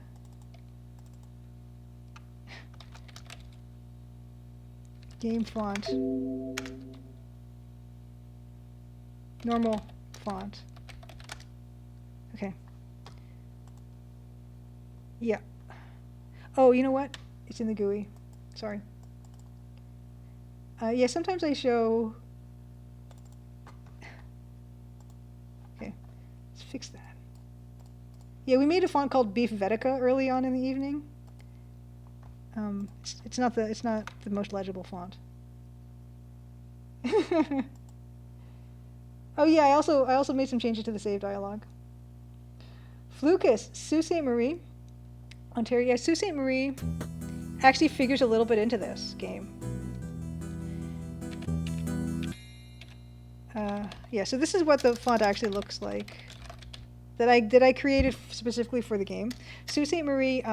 So the Sioux locks. I don't know if you're familiar with them. Oh, in Lake Superior. Yeah, so this game is set in the Lake Superior area. Yeah. So Sault Ste. Marie. There are the locks in Sault Ste. Marie, which is like the way that the water level gets changed for boats and stuff. And they mentioned in the intro that that's a landmark that people are interested in seeing right now. So it is mentioned in the game. Let's see, I can ask, let me talk to Kimmy. I don't know if she knows anything about the locks. Ask about locks? No, she doesn't know about them. But they are mentioned, because they were a huge public works project at this time. Well, even before this. They kind of hand dug canals in like the late 1800s. It was incredible. And the game is set in 1914. Lucas, I'm glad your interest is piqued. Yeah, so this is something that gets mentioned in the intro. They say, someone wants to see the locks. I don't remember who says it. Someone brings it up. Anyway, I can just check that notification. We're going to go back to what we're doing. Lucas, thanks for the follow. Yeah, so that is the game currently. It's a text parser game, so that's how you ask Kimmy about Lodge. All this. Northern Ontario birds like cormorants get mentioned. Anyway, yeah, so the idea being is right now, the beginning of the game, your goal is to introduce yourself to everybody, talk to everybody. So kind of just an exploration segment for the demo. The demo is Chapter 1. And Chapter 1 is, yeah, just a way to introduce yourself to the setting and get an idea of who you are and what you're there for. So this, when we look, talk to woman, introduce yourself 8 times to 8 different people, kind of thing, walk around. Michigan's Upper Peninsula. Yeah, it's weird because there are parts of the states that are north of Sault Ste. Marie, or no, north of the locks, which is just Michigan. That really threw me off. I thought I made a huge mistake geographically when I was talking about the Sioux locks and how they were somehow south of some of the parts of the U.S. Anyway, so this is the game, and you can only be inside the lodge during the demo. The rest of the chapters you're actually allowed to go outside, but not here.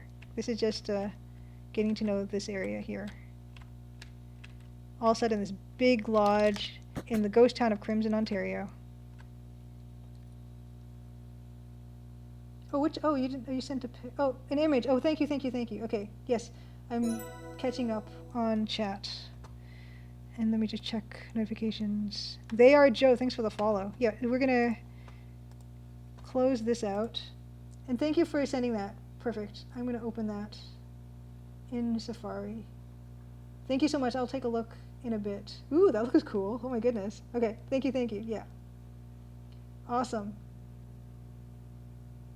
Alright. So I'm going to catch up on chat a little bit. Okay. Thank you.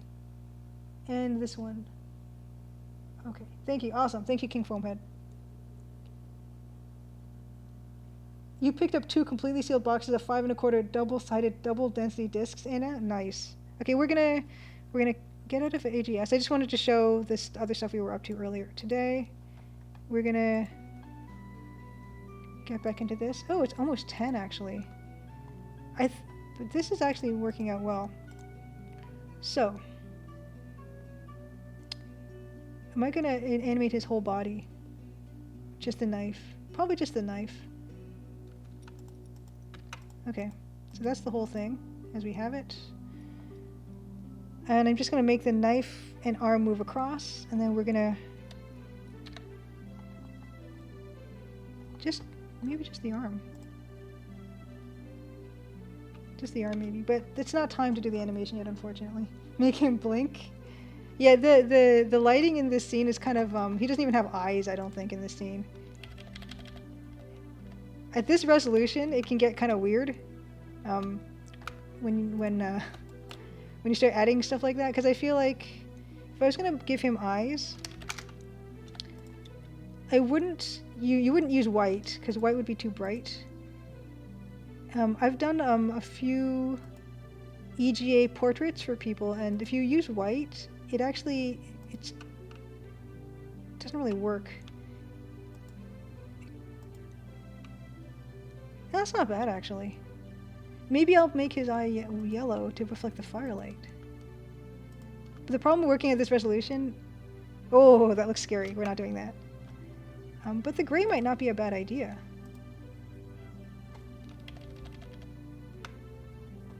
The problem at this resolution is that the squares are so big.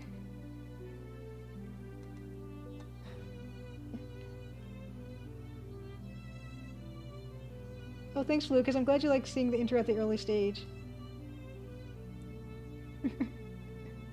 I think, did I make his foot tap? I don't know if I did.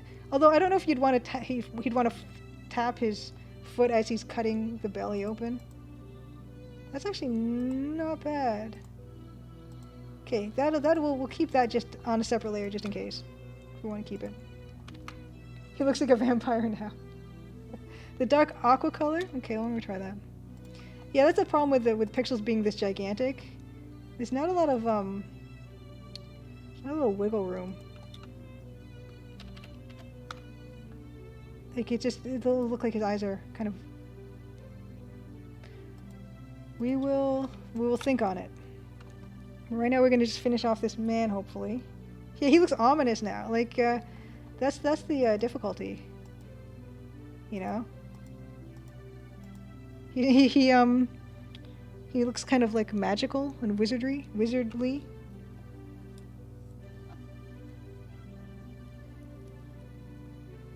Okay, so why don't we just work on... Let's leave that for now. We can always come back to that. We're gonna...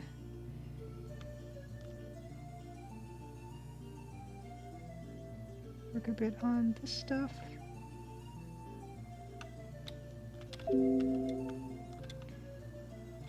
But yeah, the thing about an adventure game and showing game dev for it is kind of hard to do it because you don't want to spoil the story, and the story is pretty much the only thing that it has going for it. So I have to be careful about what I show, but I feel like showing kind of sprucing up the game art is a good compromise. I don't mind doing it.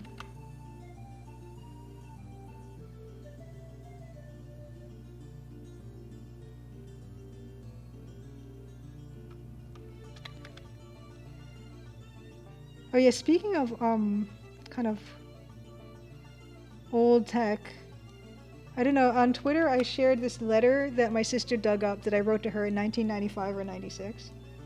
And I basically talk all about how we're going to get America Online soon, or we might pick Prodigy, and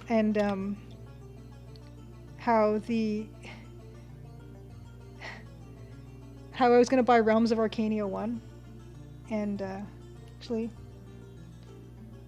I will read out the letter.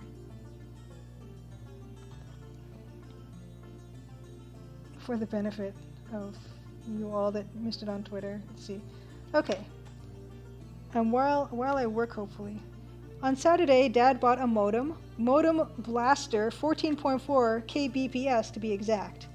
It came with 4 games that you can play on a network: Doom, Heretic, Descent, and Warcraft. I'm lending Robin Quest for Glory 4 for Myst. Dad's trying to figure out how to connect us with America Online so we can use our free trial hours. I got Robin Realms of Arcania 1, The Blade of Destiny by Surtec. He said he's getting me 1 cheap game and 1 good game in return. We finally got our first big snow, and it may actually stay there this time. I finally got to meet Robin's new computer. Talk about horsepower. 850 megabyte hard drive, 8 megabytes of RAM, 75 megahertz Pentium good speed. Dad is leaning toward Prodigy now, so I hope the software I'm getting free from Prodigy will come before Christmas. I'm also waiting for product information from 25 plus companies, and a free demo disc of Zoop. See you on December the 20th. That's the whole thing. Yes, Crazy Snake America Online. Back when, I think for a month, I think the smallest amount of hours, the fewest amount of hours you can get per month was like 2 hours a month on America Online. Something like ridiculous.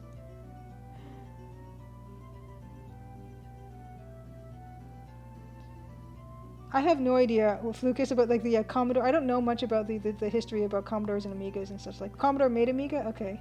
Deluxe Tux had a full version of Zoop. I don't know if I ever got that demo disc. Okay, so. And the thing is my sister wasn't really much of a gamer, so none of that really meant anything to her, I'm pretty sure. But, you know.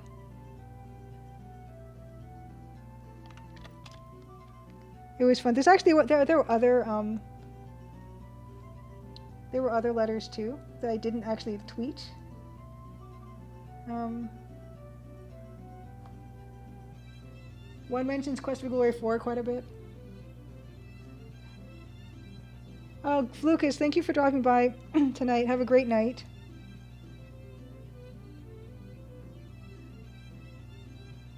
Yes, 8-Bit Guy has an amazing channel. Let's see. Oh my goodness. I'm starting to lose the voice.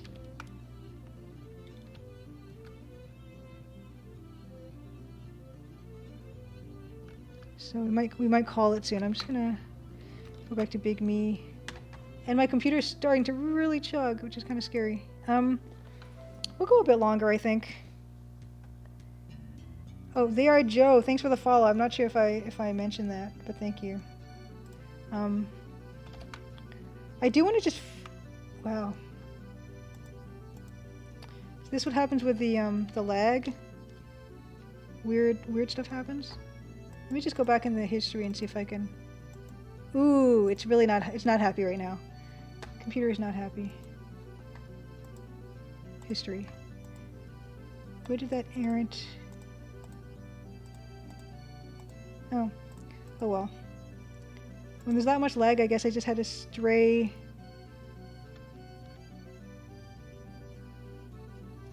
And somehow I made my brush 50% opacity.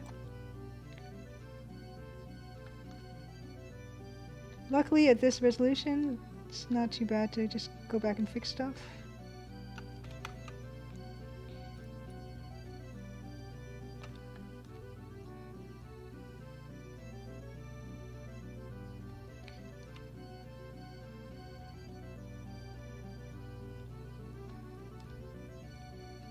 But...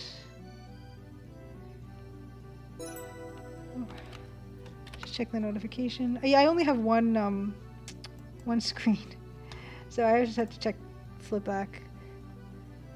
Silk Alive Doll, thanks for the follow. Yeah, we're gonna wind up soon. I just really want to finish drawing this guy for tonight, because after I finish drawing him, the animating doesn't take that long.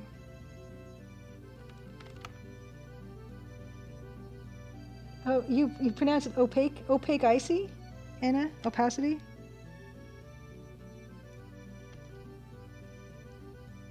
I can see that. Computer. Oh, William69, thanks for the follow. Sweet. Yeah. I think we'll go into about maybe 10 more minutes. Opacacy. Opacacy. Okay. Yeah, there are words. I'm trying to think of a word that I would. If you read words more than you hear them, anything goes really. And I'm trying to think of a word I mispronounced initially without hearing what it sounded like. I'm sure there are quite a few. I couldn't find any enabled video skills that can do that. Go to the Alexa app and then We're in Big Julia mode. Thank you, Jim. You're always on top of it. Thank you. Yeah, there was a word. I mean, when you learn a word one way, it gets burned into your brain that way. It can be hard to. So I know what you're saying. I've done that too. Or also if you're just stubborn and. Yeah, I'm chugging. Might have to call it soon. I think it's not that hot.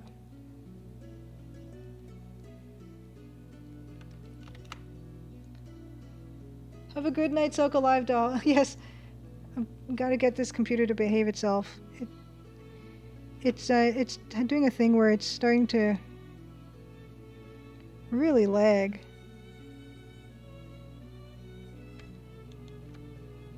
Yeah. Unfortunately. So yeah, I'm gonna call it at 10:15, I think. Yes, Dynamics. Anna, I pronounce Dynamics the same way. For Dynamics, yeah, for sure. For Dynamics, Dynamics being the company that made Heart of China, and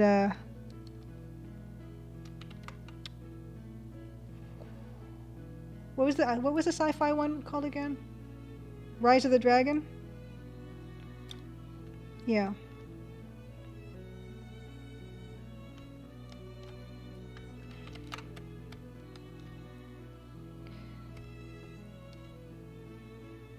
I call them Dynamics too. I do.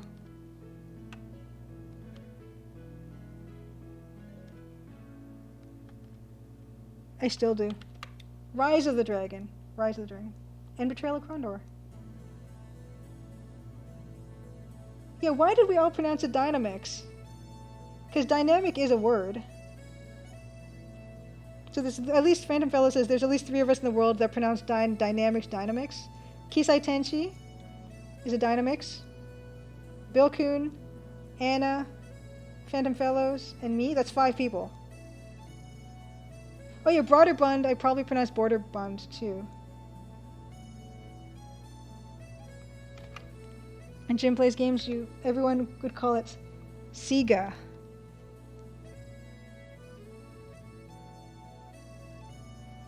Yeah, this is a regional thing. I hear apparently for some commercials they would pronounce it that way or something in some places.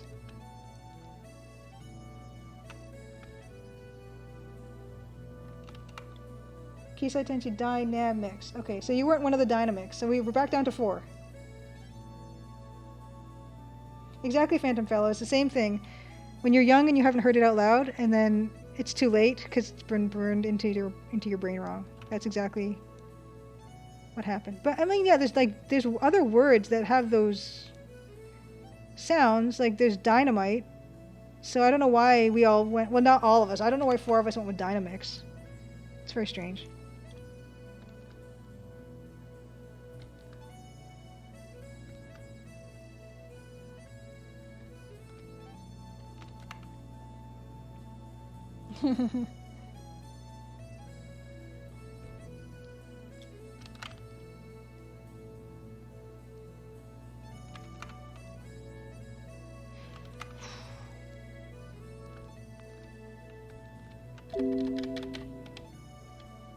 I think the Sega shout came like probably way after some people already had learned it wrong.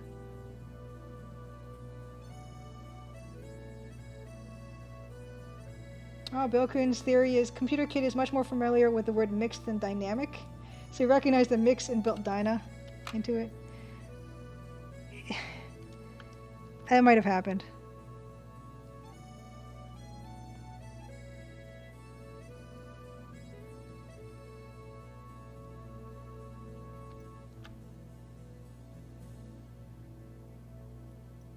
Very well may have been.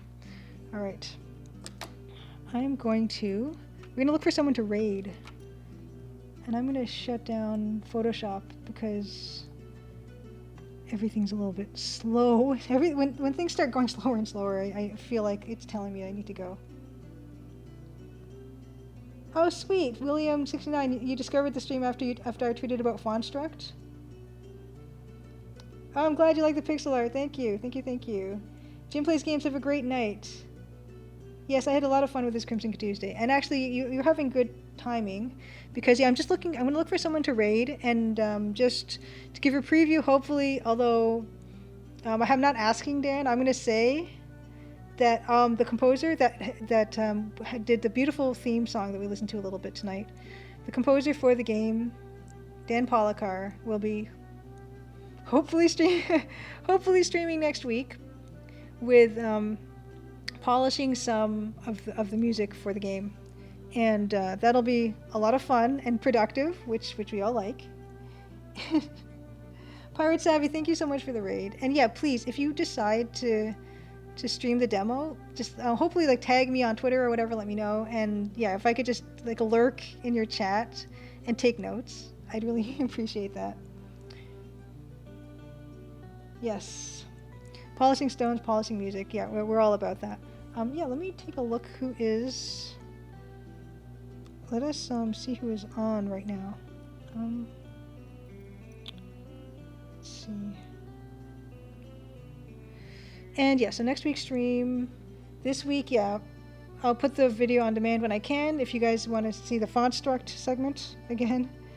And yeah, thank you guys so much for coming. This was kind of awesome. And I like to hang out with you guys. It's always a nice one. Ooh. Ooh. Looks like we have Hungry Goria. Hungry Goria is streaming Sega, I almost did it. Is streaming Sega Dreamcast Variety. And the cool thing about Hungry Goria is she streams on original hardware, which is just amazing. Yes, please do so, Pirate Savvy, for sure. And thanks again, Dr. Mikachu, for the raid as well. I know I said Sega, and I never say Sega. But yeah, let's raid Hungry Goria and see some Sega Dreamcast variety stuff. And hope to see you guys next week. Let's see if I can do this.